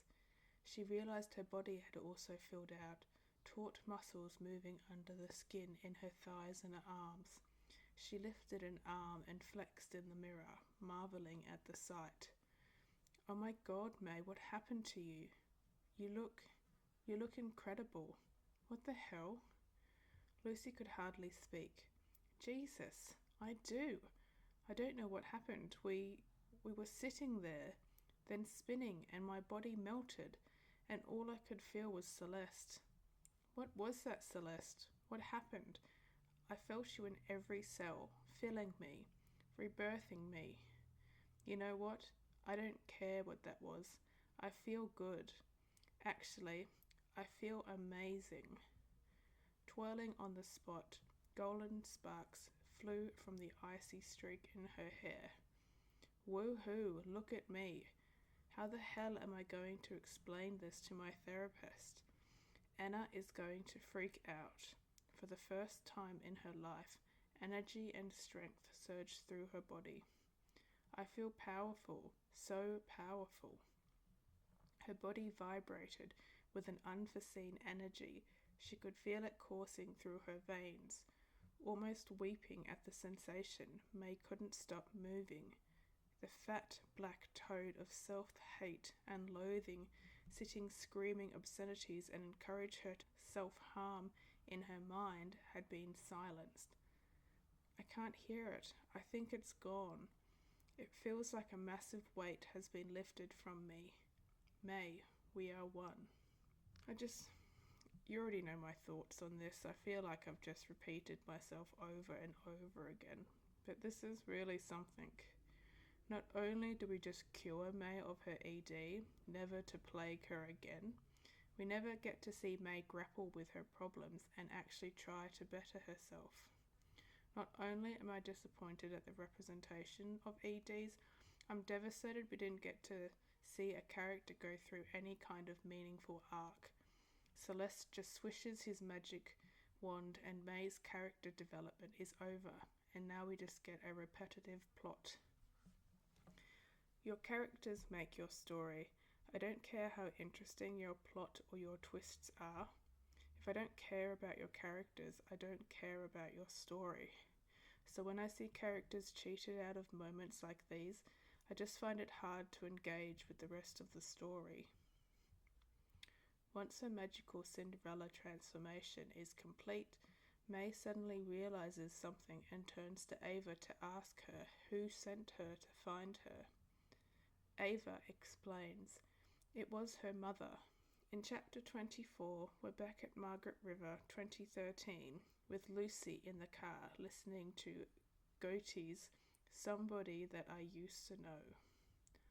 I only mention this because I loathe that song, so I found it quite fitting to be in this book. She is on her way to see May, and she finds her in her room, bundled up under the covers, clearly not wanting to speak to Lucy. Instead of leaving the poor girl alone, Lucy tells her that she needs to explain why her brother knew Lucy's name before she died. May, exhausted, tells Lucy she can't remember anything. She didn't even realize she had a brother. Lucy then tries to show May the drawing she found in May's room, but she doesn't remember that one either. Lucy gets frustrated, saying she isn't happy because May doesn't have any answers, leading to May getting upset and bursting into tears. Well done, Lucy, wow. So you tell us that these guys were really close and bonded during the investigation, but if this is how Lucy treated her in their first interaction, I have no idea how they made up and became as close as they are now. I don't understand why show us this one thing but tell us another. So that chapter again was another waste of time. We already knew May had amnesia and we didn't learn anything new again. Chapter 23. We are back with Levi in Margaret River, 2013, but obviously earlier than the last chapter, and Levi has gone to talk to the secretary of Bethany Camp to ask her to help him find May. And he also warns her about how he saw those two motorbike guys around the camp. He leaves and ends up finding May after dinner, where he is finally able to try and explain what's been happening to him over the last couple of days. He tries to show her his magic, but May believes he is just tricking her and brushes him off again. Same story, different day. Nothing really happens in these two chapters. Back to present, May in chapter 26. May is surprised to hear that they were all sent by her mother, especially since she had assumed she was dead. May is understandably mad, since she believed her mother abandoned her to suffer through abuse and neglect, only to be told that she was now suddenly looking for her because she is now concerned about her welfare. May gets upset and storms out with Lucy to go to the evidence storage to find the old drawings. I just don't like this. May does have these big emotional outbursts, but they are never allowed to go anywhere or have any meaningful discussion. They just happen and then suddenly resolve themselves, or May just leaves and it's not brought up again. It's not satisfying nor realistic. It's very jarring and just strangely written, kind of robotic, like, now I must cry, now I must go through this door, now I must get in the car, now I must be angry. It just doesn't flow well. I'm going pretty quickly through these chapters now because honestly, not really a lot happens. I think I just had my rants and now I'm tired. But there are some more issues I have with the book, so I swear this will get ranty again. We have a present Lucy POV in chapter 27, and she's at the evidence locker trying to get the drawings. She has a moment of reflection. Mostly, she was struggling to come to terms with May's extraordinary transformation from a broken, vulnerable, and sick girl into a glorious vision exuding power and appeal Lucy found confronting. More disturbing was the rush of desire Lucy felt when she saw May's new body. It flooded her senses, captivating and enthralling her, making her a slave to her libido. Am I shallow for wanting her now, when she looks so different? It's just her outside that's changed. Is she better on the inside? That's what really matters. Yeah, you think because you say once. Remember, guys, it's what's inside that counts. Just excuses you from all that filth from before? I don't think so. Thinking about the way May had flicked her hair and winked at her stirred a burning flash of desire. Maybe I should try and stay away, but I really like her. We're both consenting adults. Ah, this is driving me crazy. Yeah, you keep telling yourself that. You wouldn't have to try and convince me if this was actually okay. The point isn't that now they're both consenting adults. The point is that you met her when she was a kid. You acted like a parental figure, admitted you felt a spark when she was a minor, and were suddenly only sexually attracted to her once she was freshly an adult. Yeah, we believe you, you predator. Not much else happens. She finds the drawings and takes photos of them and heads back to see May. Chapter 28 is back in May's POV, and she's looking through the photos Lucy took. She recognises the marks from Levi's drawing, realising he knew all along about the magic, and she's beating herself up for ignoring him. She looks at her drawing and realises that it's actually a drawing of Celeste's true form and needs to get back to them. On the drive back, she opens up a bit to Lucy about her emotions from finding out her mother is alive. Needing to process all these emotions, May decides she wants to run to Ava's to help clear her head, which again, has she forgotten that the last time she did that, she nearly died? I don't care if she needs to clear her mind. Does she not want to survive? Like, why is she so stupid and just forgets this stuff? She can't blame the amnesia this time. Lucy somehow allows this to happen. Whatever. I have no idea how this woman became a cop. She has no sense of survival or protection skills whatsoever, no matter what she tries to tell us. Again, we jump back to 2013 with Levi in chapter 29. He goes back to the cave and is suddenly knocked out by the portal. As he stirs, we hear a conversation from two strangers, but he's too groggy to understand it. The two discuss a plot to kill Levi, saying that they were instructed to keep him alive, but they think it would be better to kill them. I'm assuming because they don't realise that if he dies, then May will get all the power. They decide to try and manipulate him to kill himself. So once he's cognizant enough to understand their conversation, they concoct a lie that he must jump off the cliff in order to fall through the portal back to his own world. He ends up having two dreams that night, one reaffirming that he must jump with May off the cliff, and one telling him Lucy's name and that she is the key to it all. So now we know how he knew her name. Back to the present tense. Are you feeling a bit ill after all this jumping around? I sure am. And May has arrived at Ava's from her run to find the door ajar and the house empty. She races up the stairs to check on the old lady up there and finds her unconscious on the ground. She comes around with May's touch and tells May the two motorbike men had come for her, but due to not finding her, decided to kidnap Ava, Celeste, Lucy and Elle. Why they didn't just hang around the house until May came back, I have no idea. If anyone in this story did the most reasonable thing, then there wouldn't be a story. If you need to dumb down your characters to make your plot happen, or maybe your plot isn't that strong. The old lady then literally dies.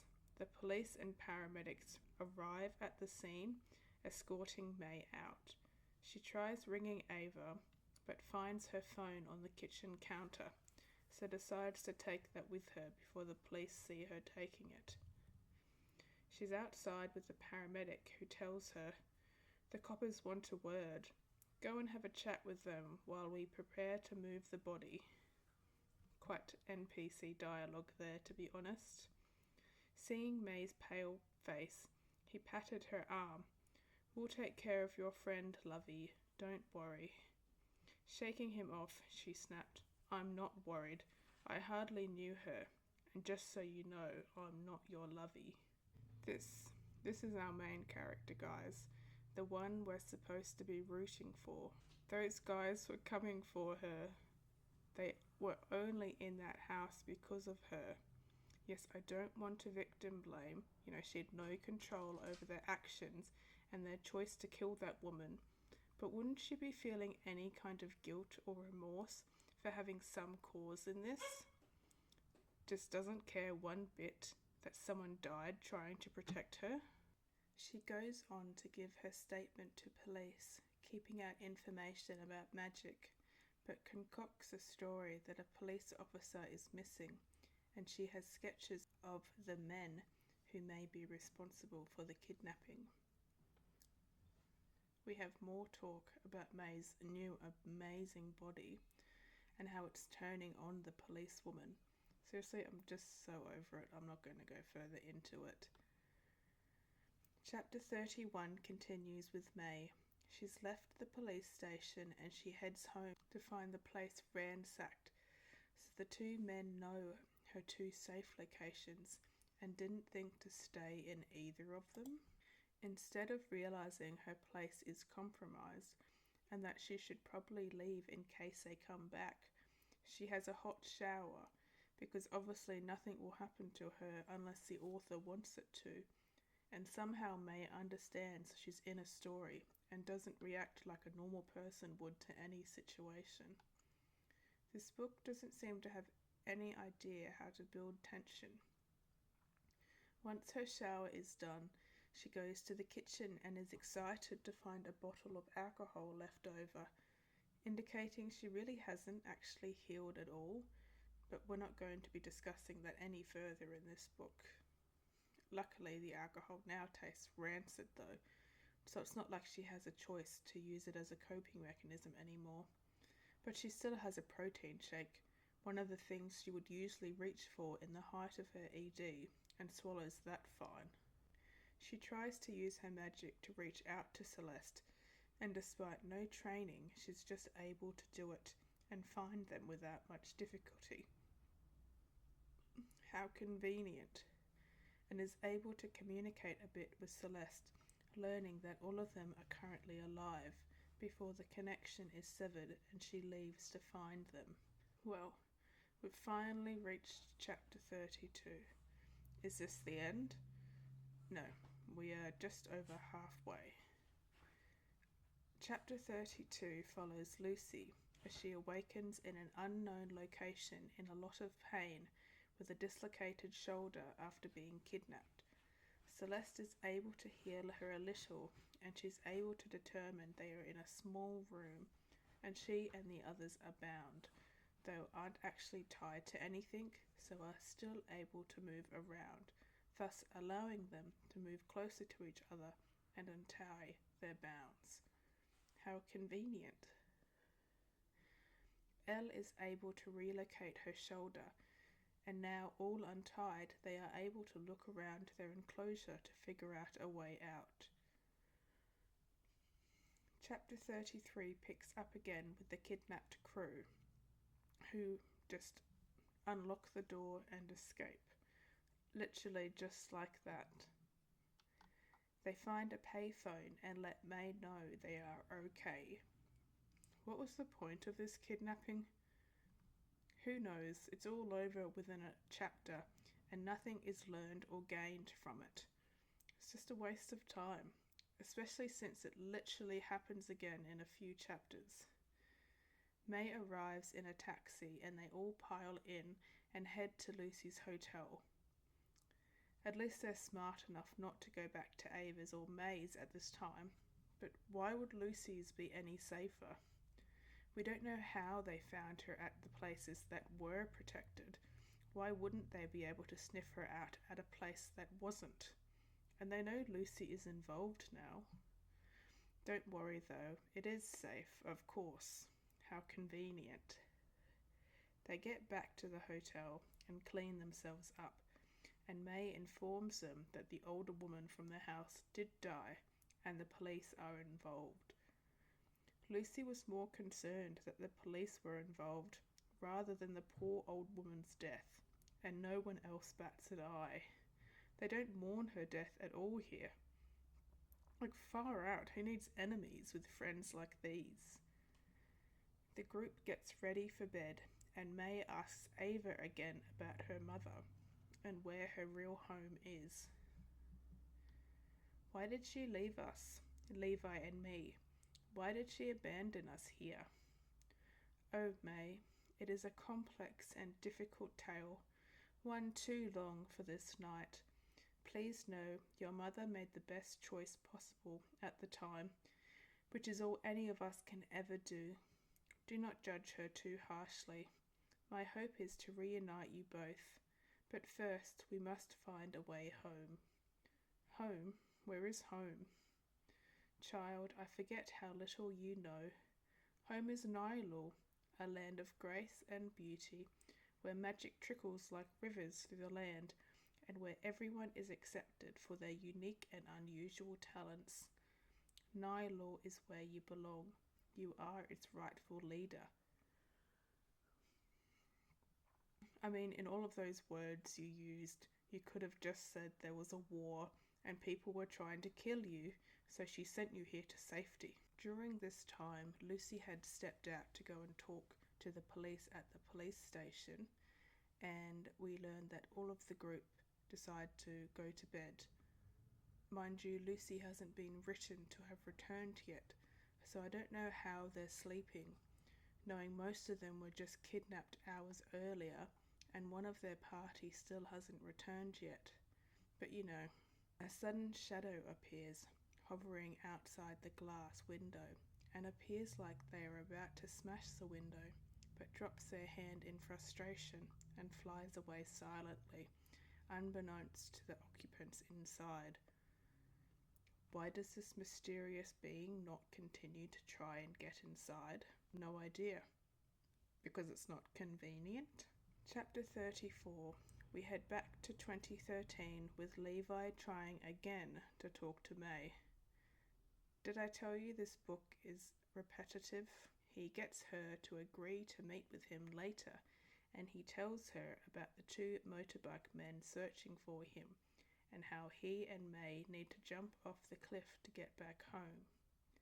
May tells him he's crazy. A book trying to discuss mental health, and we just go straight for the crazy word. Nice touch.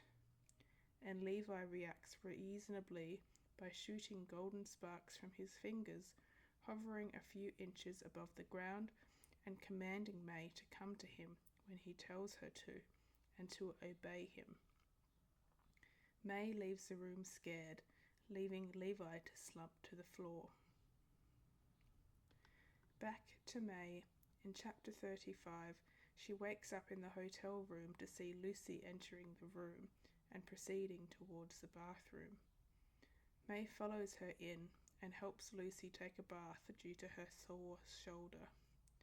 It gets very hot, according to May, even though Lucy is saying no the whole time and May just doesn't listen. Luckily, Ava requires the amenities, so May is forced to leave, leaving her stewing over the interaction. That was hot, wasn't it? I mean, come on, I look amazing.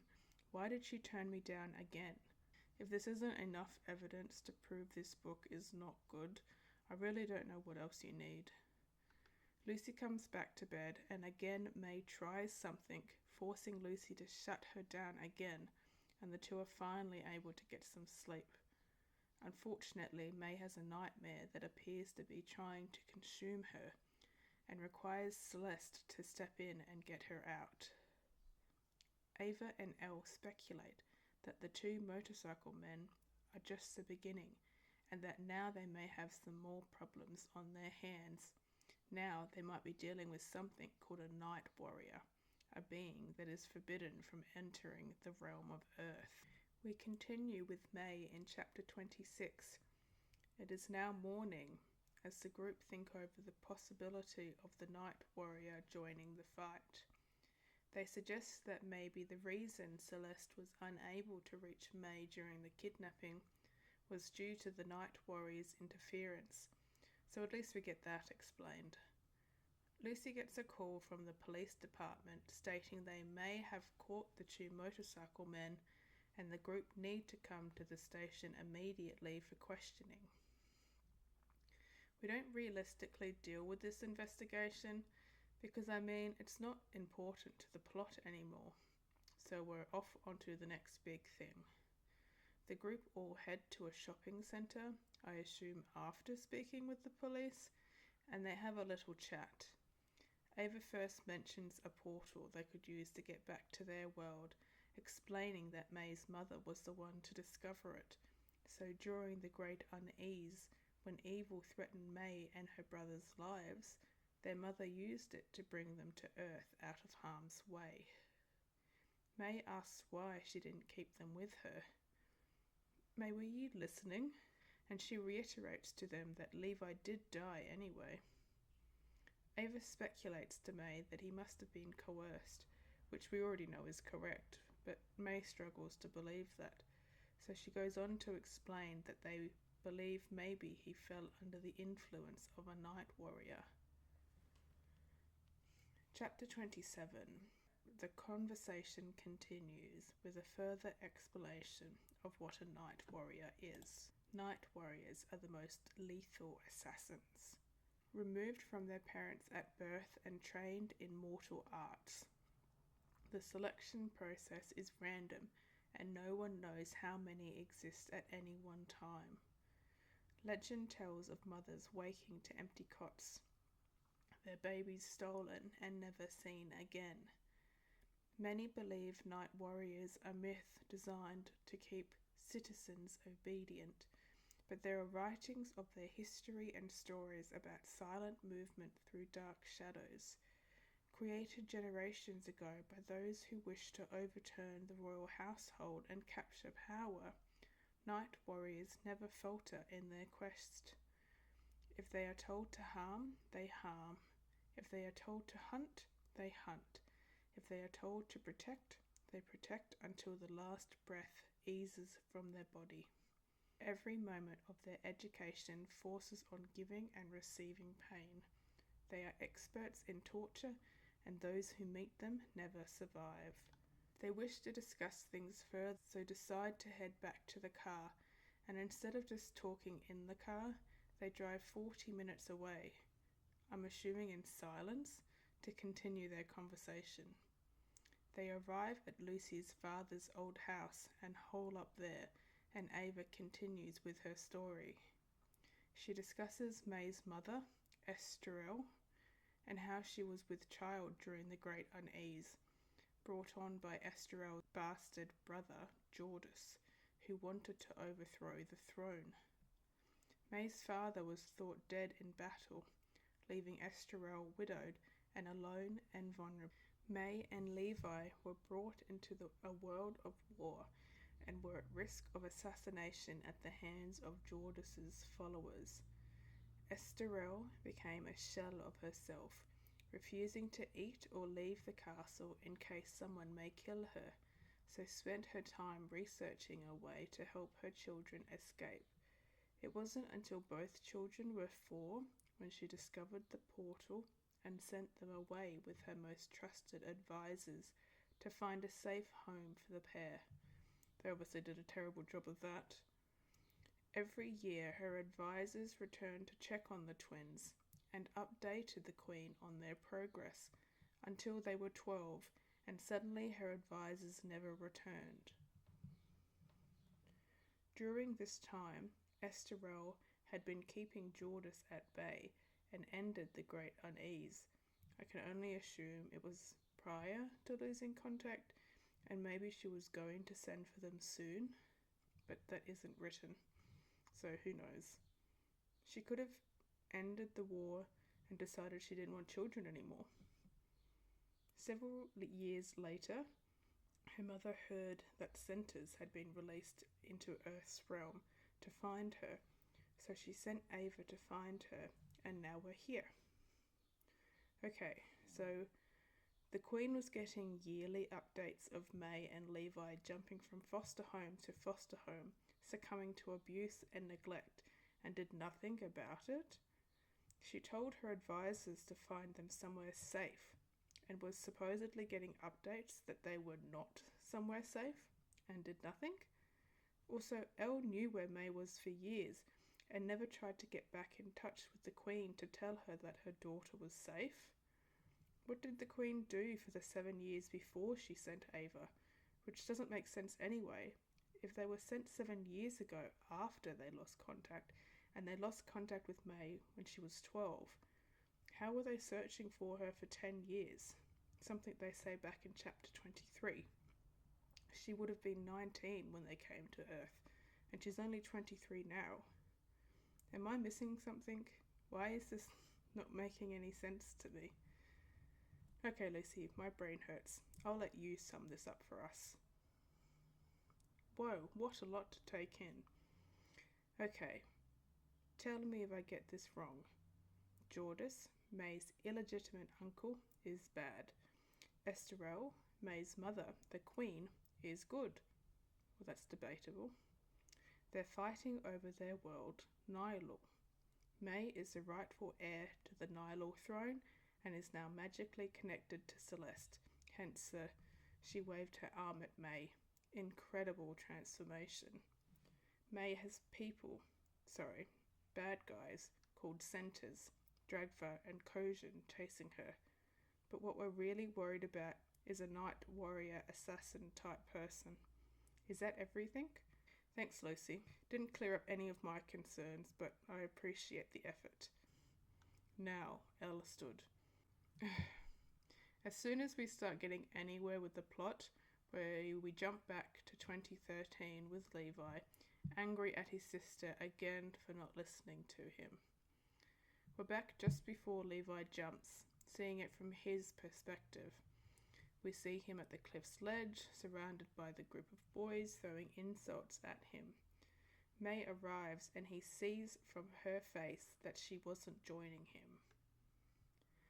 A voice that he interprets to be his mother speaks to him, telling him it's almost time, so he throws a protection spell at May, sending her sprawling, and steps off the cliff into the arms of his mother waiting below.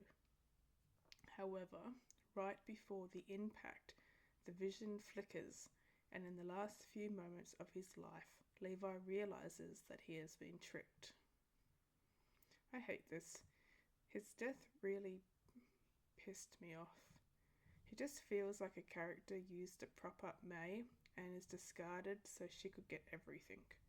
I just don't like how he is portrayed and how he feels wasted only to just die. His death doesn't feel justified or anything. I'm mad because Levi doesn't feel like a proper character and only a plot device to prop up the only slightly less flimsy May. I had to put the book down after this chapter. I had to put the book down quite a bit, if I'm honest, but this one really annoyed me, even though I knew it was coming. Back to May in chapter 39, the group all decide to head back to the portal, and lo and behold, it's actually in Margaret River, where Levi died. Lucy gets a call and finds that the 2 motorcycle men escaped custody and are currently missing. The group all pile in the car and make the drive up the road and decide to stop over the night about 40 kilometres away from the portal. So yeah, they literally left the shopping centre, drove 40 minutes to Lucy's house to have this private conversation, then another 2.5 hours to stay the night. Like, we could have just had the conversation in the car, made it to the portal that afternoon, and had the book over and done with. Why did we need to stop at Lucy's father's house? I know May has a moment where she realizes that, wow, Lucy has a family. And like, yeah, wow, Lucy is an actual person. What a surprise. But I didn't need to be told that. Sorry that you did, May. Anyway, they sleep over and May wakes up early, and you'll never guess what she does. You know, it's not like she knows that she's being tracked by a night warrior, knows that the 2 motorcycle men have broken out of prison, and knows that the last 2 times she's gone for a run, she either nearly died or her friend actually did die. Sorry, not friend, she barely knew the woman, and the rest were kidnapped. No, May is an intelligent woman who understands that she should stay with her friends because she's learnt her lesson and wants to keep everyone safe. And they all get in the car and head to the portal, and she reunites with her mother, and they all live happily ever after. You know I'm kidding, I'm not very convincing.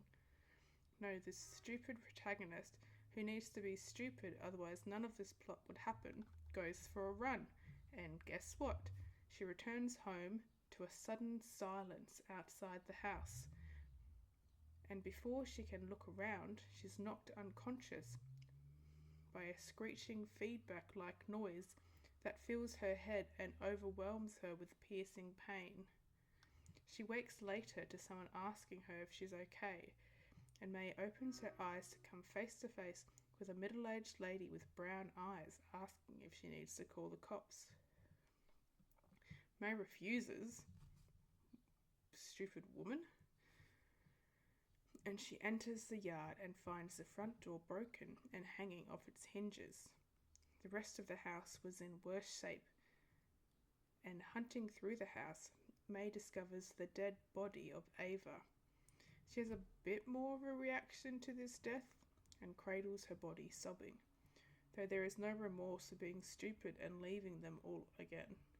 When she is finally able to step away from the body, she hears a sound from the bathroom, where she finds a strange young woman lying on the floor, wearing all black and with a wound to her side.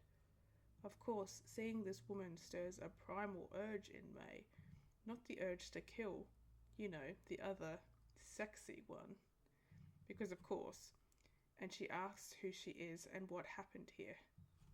So stupid. Like, if you were just told by your group that there were people coming to kill you, you walk in and find your accommodation in ruins and your friend dead on the floor, and suddenly find a stranger lying on the ground, why aren't you putting two and two together?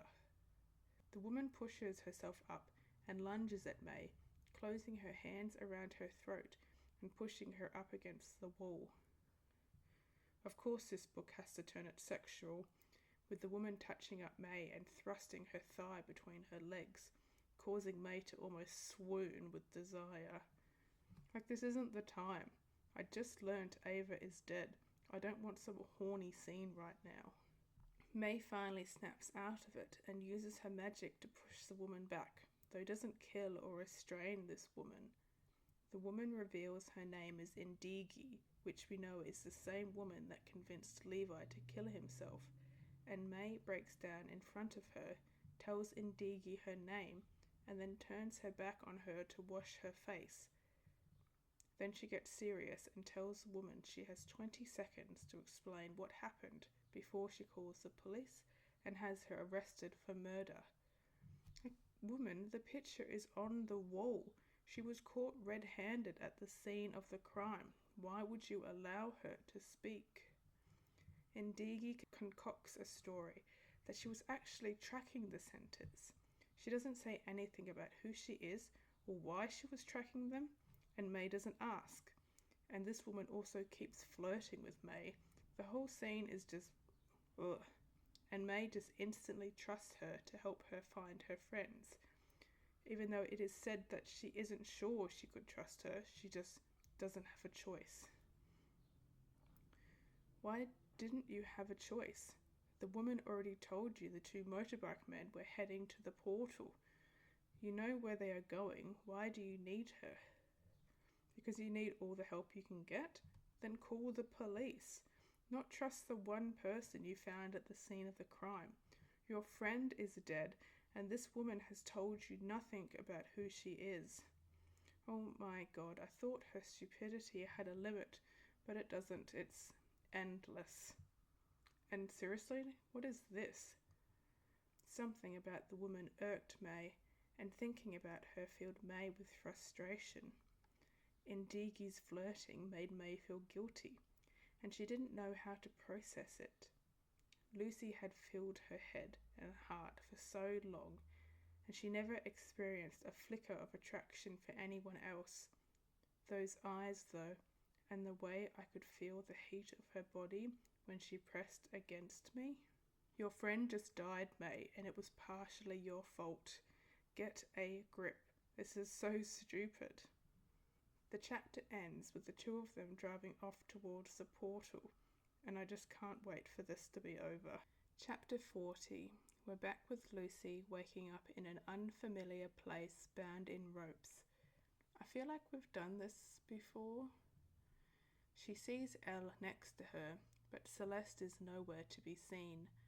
She remembers the events of the morning when the strange woman broke into the house and attacked her. Due to her hostage training and the fact they were again left alone and not tied to anything, Lucy was able to maneuver her arms from being behind her to now in front, which allowed her to use her teeth to undo the knots. Ensuring Elle was okay, Lucy began searching for an exit. She ended up finding the exit tunnel, but just before she could leave, she heard voices approaching, so took herself back to where she woke up and lay back down next to Elle, pretending to still be unconscious. The two motorcycle men came to check on the women and luckily do some monologuing, so Lucy discovers that Celeste is here, not just where they are, and that they have to wait for further instructions before doing anything. Waiting until the two left, she crept along the tunnel, only to find a locked gate blocking her escape, and we leave her to ponder her options. Back to May in chapter 41. Seriously, I know I'm going quickly, but most of these chapters are so short and nothing happens, and there's only so much I can rant about the same issues. And Ndigi is directing May. Turns out the woman never actually told May the direct location of the portal, because, you know, they have to be stupid as well. So I suppose there is some reason why May might need Ndigi, but also she could also just try to reconnect with Celeste. She broke through the barrier once before. Why can't she do it again? Oh right, it would mess with the plot. The two keep flirting with each other. It's not great and I just want to leave. And wow, May is experiencing a little bit of her own medicine, being touched without consent. If only she had some inner reflection on her own actions towards Lucy. Because, you know, it's okay if she does it to somebody, but it's not okay when they do it to her. As they are driving, May opens up to her about her brother dying and how she thought her mother was dead and how she was all alone except for the hot detective. Her words, not mine. May finally actually asks some questions about Ndigi. Like, you already got in the car with her, it's a little late. And she tells May she is a tracker sent by a diviner from the lower court, one that isn't popular with May's mother, which again should be a red flag. She was sent by someone who her mother doesn't trust, but this just blows right over her head. May reveals to Ndigi that she knew a diviner and that she had just died, and the woman sheds a tear like she actually cared about this woman. Ndigi says that must have been hard for her. Trust me, it wasn't, and goes to brush away May's tear, surprising herself as she feels some form of empathy towards May, something she mustn't usually feel. Because of course we're just going to fix people by just being near them again, because we can't actually have anybody hate May, because if everybody in the book loves her, well then us as readers have to as well. And you are wrong if you do hate her. The two talk about the landscape, and Ndigi tells her she would love the sights of Nyalor, saying that every moment away from it is torture, and that she's been away for too long, and it hurts what little soul she has, a soul she didn't realise she still has. Is May actually listening to anything this woman is saying? I feel like this woman is revealing who she is plainly, and May is just there playing the Thomas the Tank Engine theme song in her head, Like, woman, run! Ndigi also accidentally reveals she knows that Levi died here, even though May never told her, making May suspicious of her, but still not enough to actually do anything about it. And she continues driving with this woman still in the car. Like, how many signs do you need? May ends up stopping for food. Food is mentioned so much in this book, but also again, where is the tension? Your friend is dead. Your friend's kidnapped and you're just going to stop for food? You're only 40 kilometers away from the portal. She heads inside and meets a woman who tells her she has the most powerful aura she's ever seen. Ndigi comes in and interrupts her conversation, exposing the woman as something called a seer who appears to have come from beyond the portal as well. The woman visibly reacts to seeing Ndigi, but allows May to walk out with her. But when they are both outside and Ndigi has her back turned, the woman comes out and whispers in May's ear that Ndigi's aura is black and she needs to get away from her as fast as possible. Then just shuts the door on May. Like, you give a warning to escape this woman and then just don't do anything to help her? None of these people are good. Chapter 42 heads back to Lucy sitting on the floor next to Elle, kind of given up and thinking she may die before she even got the chance to tell May she loved her, and has a good cry about her problems. She manages to pull herself together and heads back to the gate, rejuvenated from telling herself everyone is relying on her, and decides to try using the tools at her disposal to shift the pins out successfully and using brute force to push the gate open. She then decides to celebrate by yelling and screaming. Like, what? Why are these people so stupid?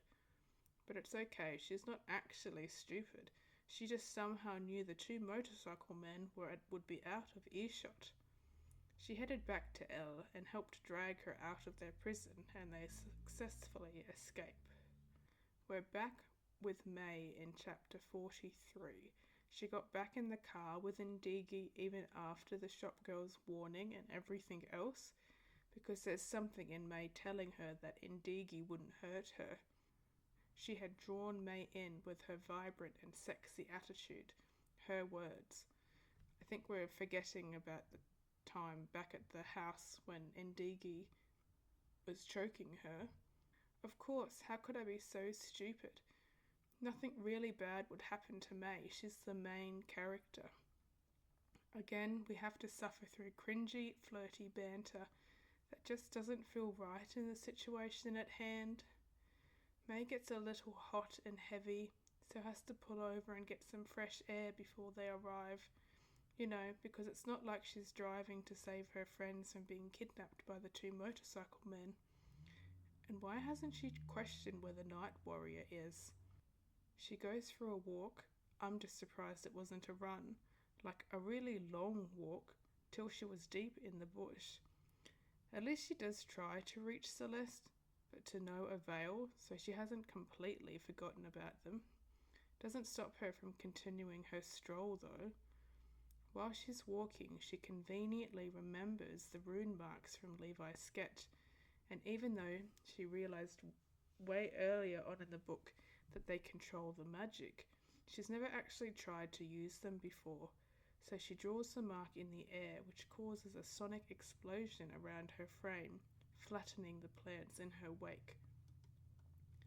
She continues practicing her magic and swinging through trees, because we have time for this, and is celebrating her abilities by squealing and punching the air in delight, and to the sound of applause. Ndigi had come to congratulate her. Of course she can't do that without telling May how hot she is, and now suddenly May is acting suspicious of the woman and tells her to stay back. Ignoring May's wishes, she is forced to use her sonic boom power to throw Ndigi away from her, who springs into a fighting stance and asks if May really wants to do this. The two end up fighting. I'm not sure what finally snapped in May to fully distrust this woman. She just kind of shows up and suddenly May isn't all about her, and they trade blows using their own magic. Again, this fight can't be without gross sexual innuendos. Don't worry if you thought they were gone. You won't be disappointed. Did I say this was when May fully realised this woman was the enemy? I don't know what she was thinking, because they suddenly go from fighting to laughing. I don't know. It literally went from, I want to be alone, May snapped. I can't let you out of my sight, May. You must know by now. Indigi stepped forward and May raised her hands, fists clenched. Stay back, don't come any closer, she warned. To literally within 2 pages. May flew over the woman, whose astounded face made May burst out laughing. Oh, your face! Oh, it's too much! May fell to the ground laughing, causing Indigi's bindings to dissolve, making her drop heavily to the floor. The tension slipped away as both women lost control. Tears streamed down their faces, and they high-fived each other before laughing again. Somehow Indigi recovered enough to stand. She held out a hand for May. Grabbing it, May allowed herself to be pulled up, but Indigi didn't let go. Indigi gave a sharp tug, and May fell into her, stopping before their bodies collided. May's breath caught as Indigi leaned closer, their lips hovering millimeters apart. They stood in silence, hearts racing, neither of them moving until Indigi breathed, "Do I have permission to touch you?" Her violet eyes turned dark with desire, her gaze piercing May's very centre, stirring a volcano of passion ready to erupt. Unable to speak, May resisted for a moment, then plunged forward, pressing her mouth against the other woman. Indigi moaned, and the embrace transformed into raw passion, their bodies writhing, trying to get closer and appease the fires within. Their passion turned feverish, and without the woman realizing it, their combined powers lifted them into the sky. May lifted her arms as Indigi pulled up her t-shirt, desperate to feel skin on skin. Indigi growled and pulled May closer still, her tendrils of grey energy slipping under May's bra, down the top of her running pants, seeking, searching, tasting, eager to thrill. If you want to write a smutty book, write a smutty book. Why add all this predatory relationships and triggering discussions of eating disorders? I don't think this was actually written badly, and may have been appealing if it wasn't happening right after a woman died and they are seeking their kidnapped friends. Read The Room. Read the actual book you're writing. Thank God Celeste finally is able to reach May right now, and we are pulled out from this torture and set back on track. You know how I complained about her long walk earlier? Well, it turns out she walked for 40 minutes, seeing as it took her 40 minutes to get back to the car. Though she knows she can fly, why did it take her so long? And also, why does she need the car? Indigi is somehow already back at the car, she probably flew, and is feeling uncomfortable. May gets back in the car with this woman. Again, why are you still trusting her? You said she wouldn't try to hurt me earlier, that's why I trust her. But then she does try to hurt you. And yes, it did turn into a sexual encounter, but she did still try to hurt you. So shouldn't that negate your reasoning for continuing to stay with her? May asks her what's wrong with her, and Indigi tells her that she's never felt that way before, like she's connected to May, and that every part of her brain is telling her to rip May apart, but she can't, as the idea of harming her in any way makes her feel ill. All she wants to do now is protect her and keep her safe. This is all new for her since she is trained to kill, not to care.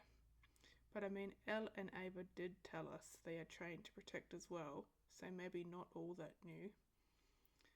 And after hearing this woman tell her that she is trained to kill and everything in her brain is telling her to kill her, May is still happy to road trip with her. She's obviously been lying to you this whole trip. She's admitted she wants to kill you. Like, what is going on? May lets the girl down easily, telling her she's in love with Lucy and shouldn't be trying to get her rocks off with a chick she hardly knows. And Ndigi just takes that insult on the chin. Like, you just insulted someone who was trained from birth to kill you, and she's okay with being insulted like this? We are on chapter 44, and Lucy is climbing along a cliff face to escape, still carrying Elle and nursing a swollen ankle from her fight with the gate from earlier. She accidentally trips on a root and falls to the ground, the pain searing through her and knocking her into unconsciousness. She awoke some time later, afraid she may soon be caught, but eased her anxiety after looking around and seeing nothing untoward. She takes the time to rest and eat before continuing on, eventually making it to a wooden jetty with a wooden boat shed. She calls out for help, but instead finds a dead body in a capsized boat. Realizing her stupidity at revealing her location, she attempts to run, but instead runs straight into the motorbike men.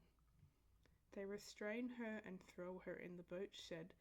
Dragfer starts to intimidate her, but Kojin shows some empathy, asking if she is okay, much to Dragfer's disdain.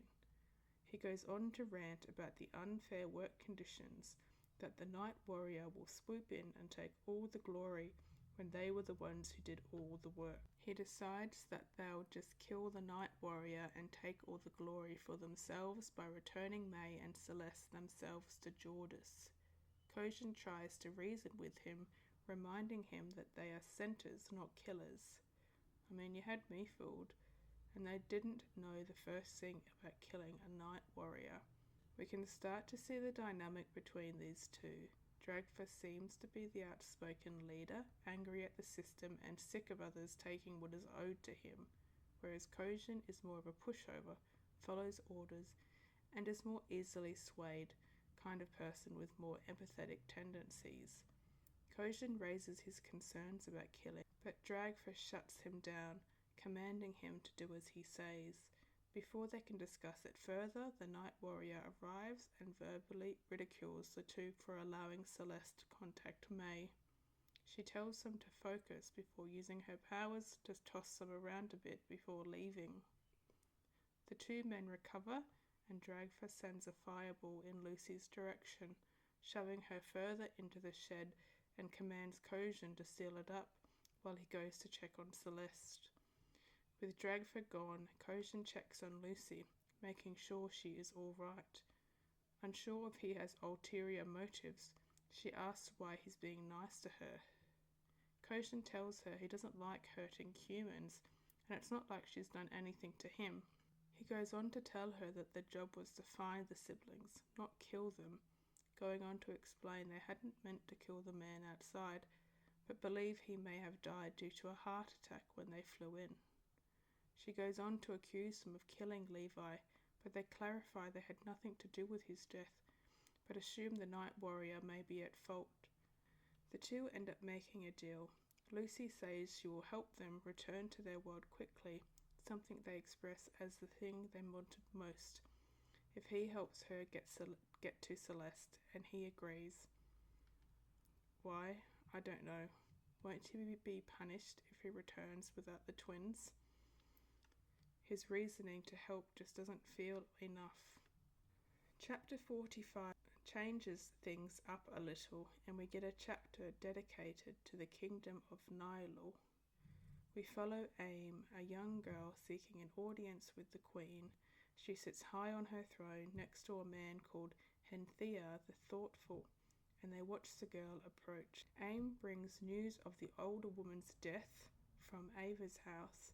However, despite her death, May appears to be well. The Queen thanks her for the news and rewards her, reminding her that all and any news must be brought to her immediately. E.M departs, and the Queen and Henthea discuss May's imminent return. The Queen is still wary, but Henthea is certain she is near, however is uncertain in what state she might come, concerned she is in some form of danger. The Queen questions how he knows this information, and he reveals that May has been selected by a pure heart, so the other pure hearts have taken an interest in her. Somehow the literal Queen didn't know this, even though she herself is bonded with a pure heart. Obviously don't have as much of a strong bond as she thought. This is quite an unprecedented phenomenon. As we know, pure hearts don't bond within the same family, as it is against tradition, and we end the chapter with more talk of food. Chapter 46, we've crash landed back on Earth, and we stop in again with May and Ndigi taking the time to stop at a lookout and admire the ocean. You know, just cozy road trip vibes. May comes back to reality and realizes her friends are still missing, so they head back to the car, and May suddenly has a vision of Levi back when he jumped off the cliff. Ndigi, concerned, runs over to her and helps her out of the vision by sending a tendril of black smoke into her mind and pulling the memory out of her mind and releasing May from its clutches. May returns to herself and notices Ndigi is experiencing a range of emotions. May asks her if she's okay, and she tells her she believes she may be feeling remorse, recoiling from May's touch as she appears to regret her role in Levi's death. A little bit before May experiences this vision, she accidentally hurts herself, and Ndigi is able to heal the wound just by licking it. May ends up inspecting her wrist and notices a small tattoo has replaced the wound, a tattoo of a thin stem with one leaf unfurled and another budding. Freaking out, she tells Ndigi to remove it, but she informs May that this is a sign that the two of them are cosmically matching, showing May her own matching tattoo on her wrist. The two get back in the car, and Ndigi tells May they must speak at length, but then spends the rest of the car ride in silence. We head back to Lucy in chapter 47, and Kojin is taking them to see Celeste. Lucy asks him to tell her about Nylul, and they talk at length until Kojin feels Dragva approaching and tells them to hide. Luckily, he passes them without noticing, not sure how he didn't sniff them out since that's literally what he does. Lucy questions Kojin why he works for Jordis.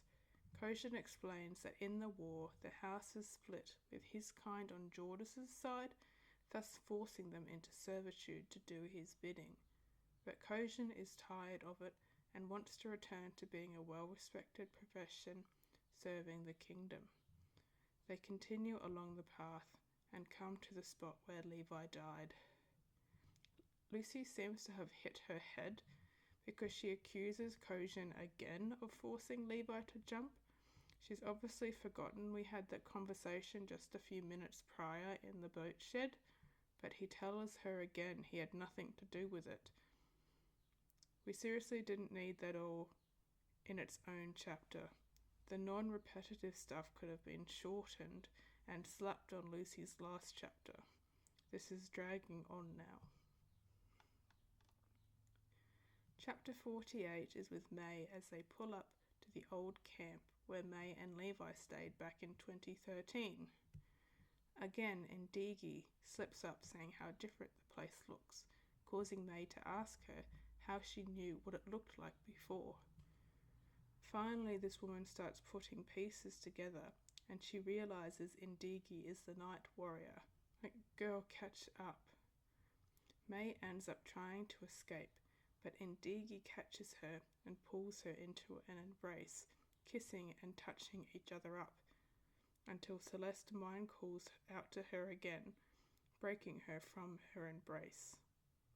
May uses her powers to push Indigi away and runs to find Celeste, but runs straight into Lucy and immediately kisses and gropes her against Lucy's obvious wishes as she tries to push May away and then lies rigid beneath her as May rubs herself against her. Again, how is this the couple I'm supposed to be rooting for?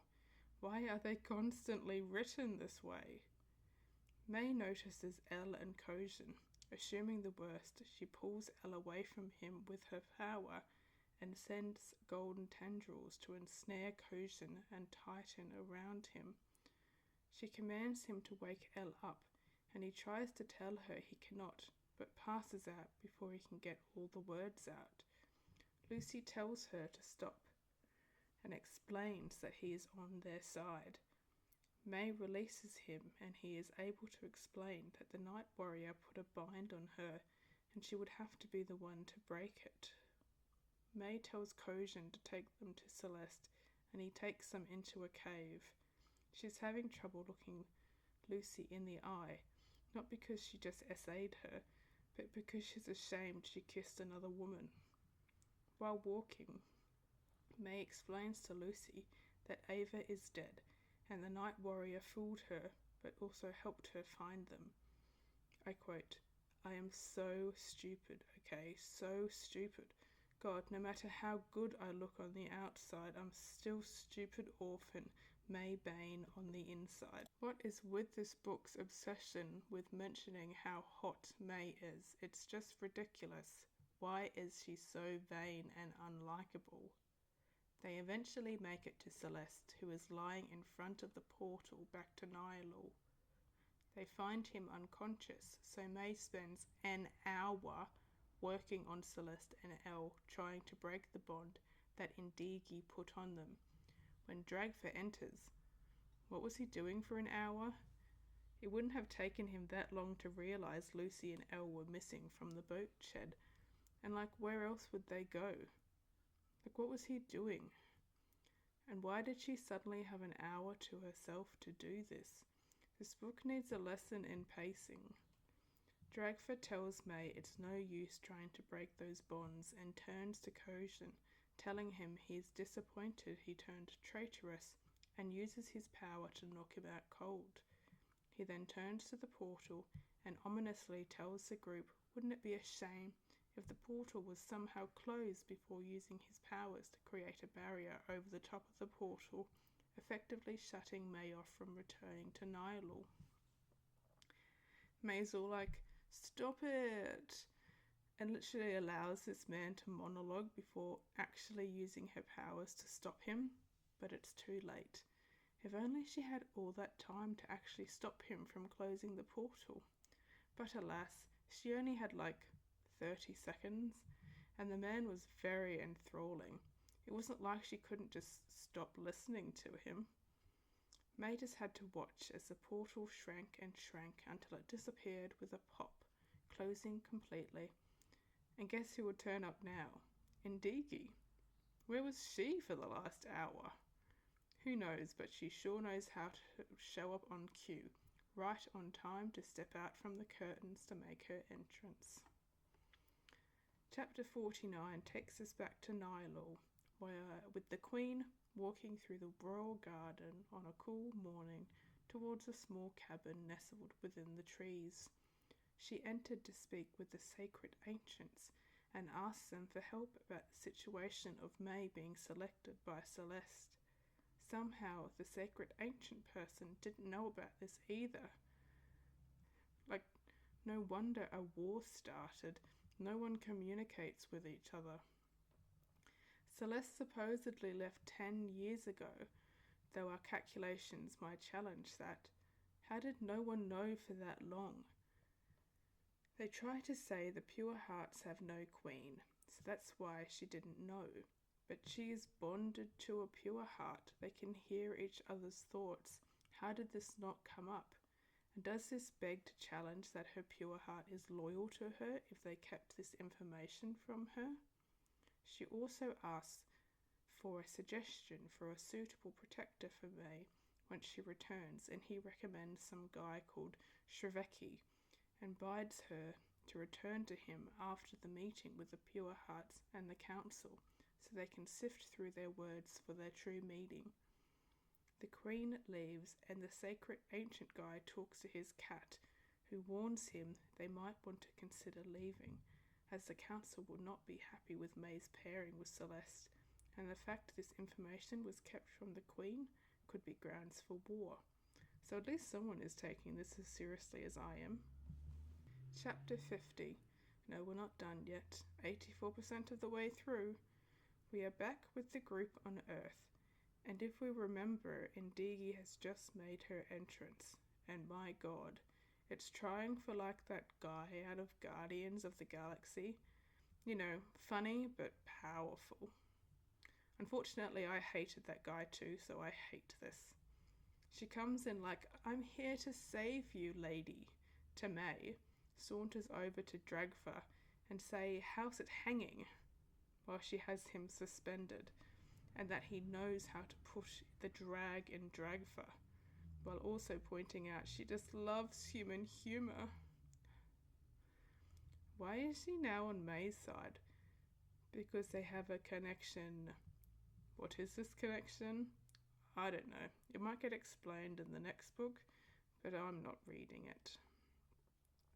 There's this sort of three-way triangle power struggle over who gets to be May's girl between May, Indigi, and Lucy.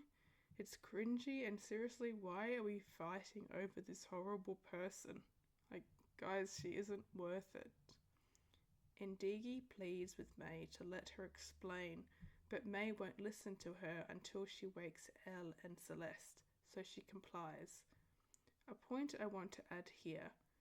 Why was Elle and Celeste bound, but not Lucy? Whatever. We get a lovely reunion until Elle realizes Ava is dead. Everyone points fingers at Indigi, who says, "I'm sorry for your loss. I didn't mean to kill her, but to incapacitate her. She hit her head on the coffee table when she fell. I couldn't save her." Elle understandably doesn't believe her because she's literally trained to kill people. Like, weren't we just told that no one survives meeting a night warrior? But they all seem to. And now she actually didn't mean to kill Ava, so did she not mean to kill the other woman either?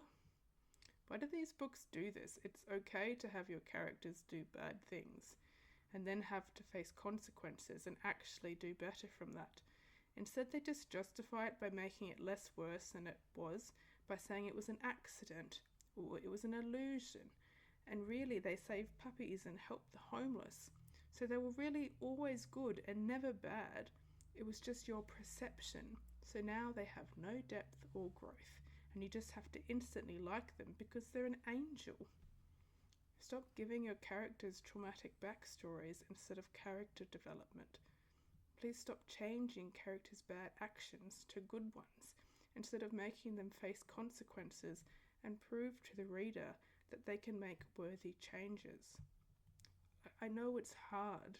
Writing isn't supposed to be easy, but doesn't mean it can't be fun or rewarding. This isn't fun or rewarding. It's a letdown. I want to see characters face their flaws instead of trying to justify and change them to lessen their impact on the other characters. May actually defends Indigi, saying she believes she's telling the truth.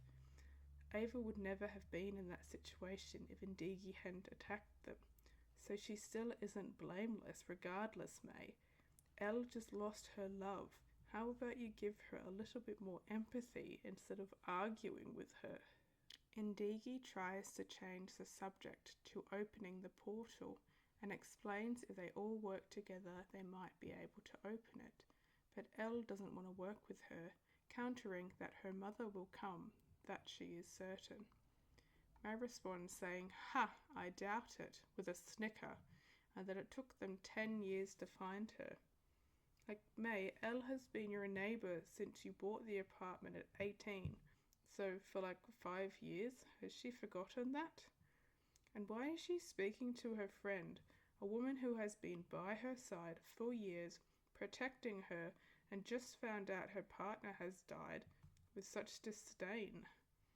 They try to convince Dragfer to open the portal, but he refuses, so May and Celeste use their combined powers to try and manage to open a small gap, but it takes a lot of effort out of May and she needs to rest, so they decide to come back the next day to try again. Why are sections that need to be longer so short, and sections that need to be shorter padded out? Again, this feels like it should be a big, shining climax, and it's like we're watching the cannon charge and the music is swelling, and then some guy just comes on stage to say, okay, wrap it up guys, we'll come back tomorrow, and everything stops, and everyone goes home, and you're just standing there like Nicolas Cage looking bewildered, like where did everybody go? So they tie Dragfer up, and he leaves some parting words with Lucy, informing her not to trust in Digi and that she's gunning for Lucy's girl, so she'd better watch out. Chapter 51 is set back in Nylul. The Queen is in the sun room when Henthia bursts in to tell her that Nico has returned and she must speak with them immediately. Nico, it seems, is a bird that's been spying on May. If you were paying attention throughout the book, you would see mention of the bird sporadically, and it's also on the front cover of the book. Nico just kind of retells everything that's been happening with May. We were there with her when it happened, so I won't bore you with it. Nico had just made it through the portal when Dragfer was closing it, so with this information the Queen orders Henthia to seek her most trusted warriors and gather them so she can send them to open the portal. In chapter 52, the group is walking back to Bethany Camp, and Lucy is pondering about May and whether she would be able to leave everything behind on Earth to follow her through the portal to Nylul, a valid concern. They all hop in the car and head to the Caves House Hotel. Why is this relevant? It isn't. And they get 3 rooms and fight over who gets to sleep with May, just trying to shove as many tropes as they can into this book. Thank God May chooses to stay with Celeste, and Lucy goes to her room with Elle, and they have a heart-to-heart over Lucy's concerns about where she fits in May's new world. Elle opens up about her relationship with Ava, and it's kind of nice, until Lucy actually has a valid point about their connection stemming from trauma, and it may not be a healthy basis of a relationship. True, and trauma is kind of undermining the issue here. And Lucy just hits us with a, who's to say what is right and what is wrong? I'll say it. I'll say this is wrong. She met May when she was 13. She was a parental protector figure in her life. She felt like she had a connection with a 13-year-old. She continued an inappropriate relationship with a minor, knowing full well how traumatized victims can create false feelings towards the stable person in their life, and didn't try to shut it down but allowed it to grow. Admitted she had sexual feelings for her when she was freshly 18, like all good protectors ensure they specify. Like, no, this is wrong. Chapter 53, we're still in the hotel now with May and her confusion over her feelings for both Indigi and Lucy and how she's unsure who to choose. Like, neither girl, I'm rooting for neither. But here comes Celeste to fix all her problems. Why doesn't she just not choose and become polyamorous? Except the thing with polyamory is if you go into it because you love 2 people and can't choose between them both, you're getting into it for the wrong reasons. It is a huge decision to make and shouldn't be made from indecision. Everyone has to be comfortable, consenting, and certain of what they want, unless you're looking for disaster. This is why polyamory has such a bad stigma, because this is how people view it. This isn't just a decision she gets to make, and we can see that the other two would definitely not be comfortable with it. I just hate this idea people have of polyamory as a I can get my cake and eat it too situation. The whole point of it is it's about multiple people, not just about you. Why can't this book ever have an actual good conversation about anything? May ends up falling asleep and she appears to be dreamwalking in Nyalul and meets her mother's bonded pure heart. They inform May she must reopen the portal as time is running out and dark forces are gathering. Before May awakens, her mother walks in and they catch a glimpse of each other before May is pulled back into her reality. Chapter 54. We're back in Nyalul and the Queen is awaiting Shreveki's arrival, the man they are going to send to retrieve May, along with Henthea and Nico. Nico raises his concern of the portal being closed, and the Queen replies that she is certain that May will be able to open it from her side. So why were we planning to open the portal in the last chapter with the Queen, but now suddenly we aren't? I mean, don't they have contingency plans for this? Are there not more powerful beings than May who have honed their magic over decades who wouldn't be more able to do this? Your daughter is right there, and you're just relying on hope instead of certainty. When Shreveki prepares to leave, Henthea and Nico go to the Pure Heart Council. Council, I thank you for meeting with me. Adlita, I'm told my daughter is selected, chosen by a pure heart named Celeste. Is that true? A ripple moved through the council members, followed by a sudden shift in the atmosphere. Your daughter lives and is selected.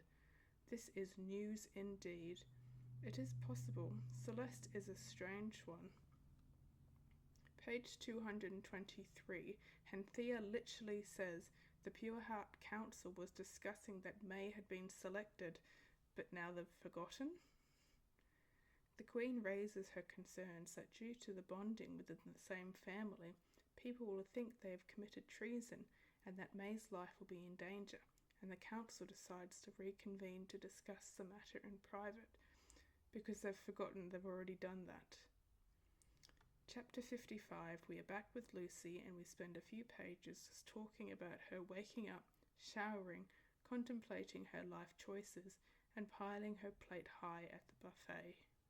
We get another really uncomfortable moment between May and Lucy, where Lucy tells May the reason she left the area was because May wasn't there and that she was special and that she is still special to her. She was a child, Lucy. This is not romantic. This is creepy. Chapter 56. We're back on Nyalul. My God, can we just get back to the portal? It's been 6 chapters since we were there. The two men and the bird start their journey to the other side of the portal after kitting up, and suddenly Henthea is all like, the road to the portal is fraught with peril, Shreveki. Like he wasn't just ordered by his queen to accompany him to the portal and just dips, leaving Shreveki and the bird to make the track themselves. Also, why is she only sending one man and a bird? Does she want them to fail? Like, I could understand maybe she wants to keep the party small to avoid suspicion, but that just seems a little too small to risk when it's your daughter on the line. But I'm not a queen. I don't have to make these decisions, but it'd be nice to actually see the Queen's thought process here. The two venture onwards and make it to a cave mouth. Nico can feel the pull of the portal and directs them both inside. Unbeknownst to them, a small lizard sat watching them enter and quickly sends a discreet message to somebody unknown. Chapter 57. Oh my God, we are finally going back to the cave. Lucy complains about someone's driving. I can only assume it's Ndigi, but no one thought to actually write that in there. Ndigi tries to talk to May, but is shut down quickly, so instead attempts to relieve May's anxiety by placing her hand on her thigh. May freaks out and Ndigi apologizes, calling May her queen, which again causes May to lash out at Indigi, resulting in them both being verbally lashed out by Lucy, who calls them toddlers. Couldn't agree with you more, Lucy, but I still don't like you. They finally get back to the cave and the group enter, leaving Lucy at the mouth to keep guard. Dragfer is still tied up in the cave. Going to be honest, when I first read this, I had totally forgotten he was there. Also, where is Kojin? And the group began to try and open the portal. May refuses to allow Indigi to help, so she's just standing off to the side. Using her powers, May searches the closed portal for a weakness. I mean, wouldn't the weakness be the gap you created yesterday? And manages to find one near the top of the portal, informing the others and encouraging them to join in with their powers to try and open the portal. They realise their 3 combined powers are not enough, and Indigi adds her power to the group. With their combined effort, they create a gigantic explosion and successfully open the portal. You mean that's all it took? I had to slog through 6 chapters to get here, and it's over in less than 3 pages. They celebrate the achievement. Elle recommends the pop of Prosecco. Like, hey, read the room. Why are you choosing to celebrate with alcohol? Prosecco especially, when you know your friend has had a problem with it for so long. Why are these people like this? Lucy asks, what now? Are they all going to leave now? And they ask if she will join them. But before she can answer, the portal's surface ripples and a small bird comes flying through alongside a large strange man, shocking the group into silence. Chapter 58. The strange man introduces himself as Shiveki, which we already knew, and that he was sent to rescue May. This is her response, because she's so cool and kooky. Hi, I'm May. I'm the one you're looking for. Shiveki, was it? Cool. We're ready to come with you. You arrived at the perfect moment. We need all the extra help we can get. Can you look after that guy for us? She pointed at Dragfer. He's a real jerk. All I can imagine was Dora the Explorer saying those lines in her cartoonish voice. Like, this doesn't even sound like real dialogue. Some random person just comes through the portal and you're ready to just go back with him, no questions asked, blatantly trusting him. May literally lines everyone up like they're in kindergarten and orders them to go through in that order. It's hilarious. Everyone enters, leaving May and Lucy alone in the cave. Like, why would Shiveki go without her? Wasn't his orders to protect May, and now he's just left her alone? Obviously he couldn't stay because we needed this moment. Who cares if it doesn't make sense? Lucy tells May she can't come with her. This is May's destiny and not hers, and that she'll always love her, but that May needs to do this without her, and that she'll be waiting for her back on Earth. They kiss, then Lucy literally throws May into the portal. Best part of the book, hands down. And leaves, weeping, ready to begin anew. We start chapter 59 with May overwhelmed with being rejected again by Lucy. Oh no, as she travels through the portal. Arriving on the other side, she hears Celeste mind speak to her, calling for her to run. Allowing her eyes to focus on the scene around her, May realizes there was no point. She was surrounded by a group of men and the bodies of Dragfer and Elle, and May actually has a moment where she actually has some empathy for the deaths of those around her, realizing they died helping her, and actually takes some responsibility for them. It's amazing to see some growth. Chapter 60. I know it was like a 2-page chapter. I don't know why we couldn't have just continued, especially since we stay with May in this one. Don't ask me, I have no idea what's happening, and I don't think this book does either. While she's cowering, she hears a voice project itself across the cave, behind the group of men surrounding her. Her uncle, Georges, steps out and attempts to charm her to obey his commands, but Celeste is able to mind speak to May and help her break the charm. May attempts to use her magic to attack, but he is too strong and resists it easily, getting in her face and ridicules her for thinking she could touch him. She tries to fight back, asking Celeste for assistance, but both are too weak to do anything, so succumb to a blow that renders her unconscious, but not before seeing Indigi among the group of men, sending her a sign that appears to indicate she is still on May's side. We have arrived at the epilogue, and we find out Nico the bird has escaped and flew back to the Queen to inform her of May's capture. Please, Nico, is my daughter safe? That I cannot say. Georges has her. He was waiting for us when we came through the portal from Earth. The colour drained from the Queen's face, and she clasps her hands together. What? How could my brother know of my daughter's pending return? I don't know, my Queen. I thought we had passed through the portal unnoticed, but his spies are everywhere. And also the Night Warrior and the Centaurs were on the other side. Why did they not consider that they were the ones to get the message across?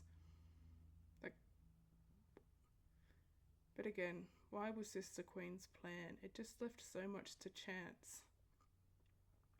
We learn that Shiveki was captured and Nico was able to hide himself in the caves and avoid detection, whereas the Night Warrior was welcomed by Georges and congratulated on her work. The Queen sank back against her pillows, closing her sapphire eyes. She is home. My Queen? Glistening with curiosity, the black eyes watched the Queen. She is home, Nico. He will not kill her, of that I am certain. Glad you have such faith in him, though I don't know why he wouldn't kill her. He's been trying to kill you this whole time. His goal is to take the throne, so what's stopping him? I would like to know, but not actually enough to read the second book. Well, that's the end of book 1. This book is hard. The prior books and the books I plan to review, I have and will probably say I hate them. But I was more disappointed because I was rooting for them, for the underdog, and instead got stories filled with inconsistencies and plot holes, poor character and plot development, and generally poor writing. I care about the books I talk about, otherwise I wouldn't be talking about them. But this book, I hate this book. I'm only talking about this book because I think it needs to be called out.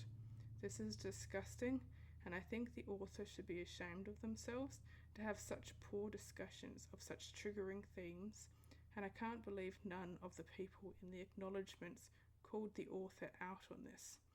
I do not recommend you read this book.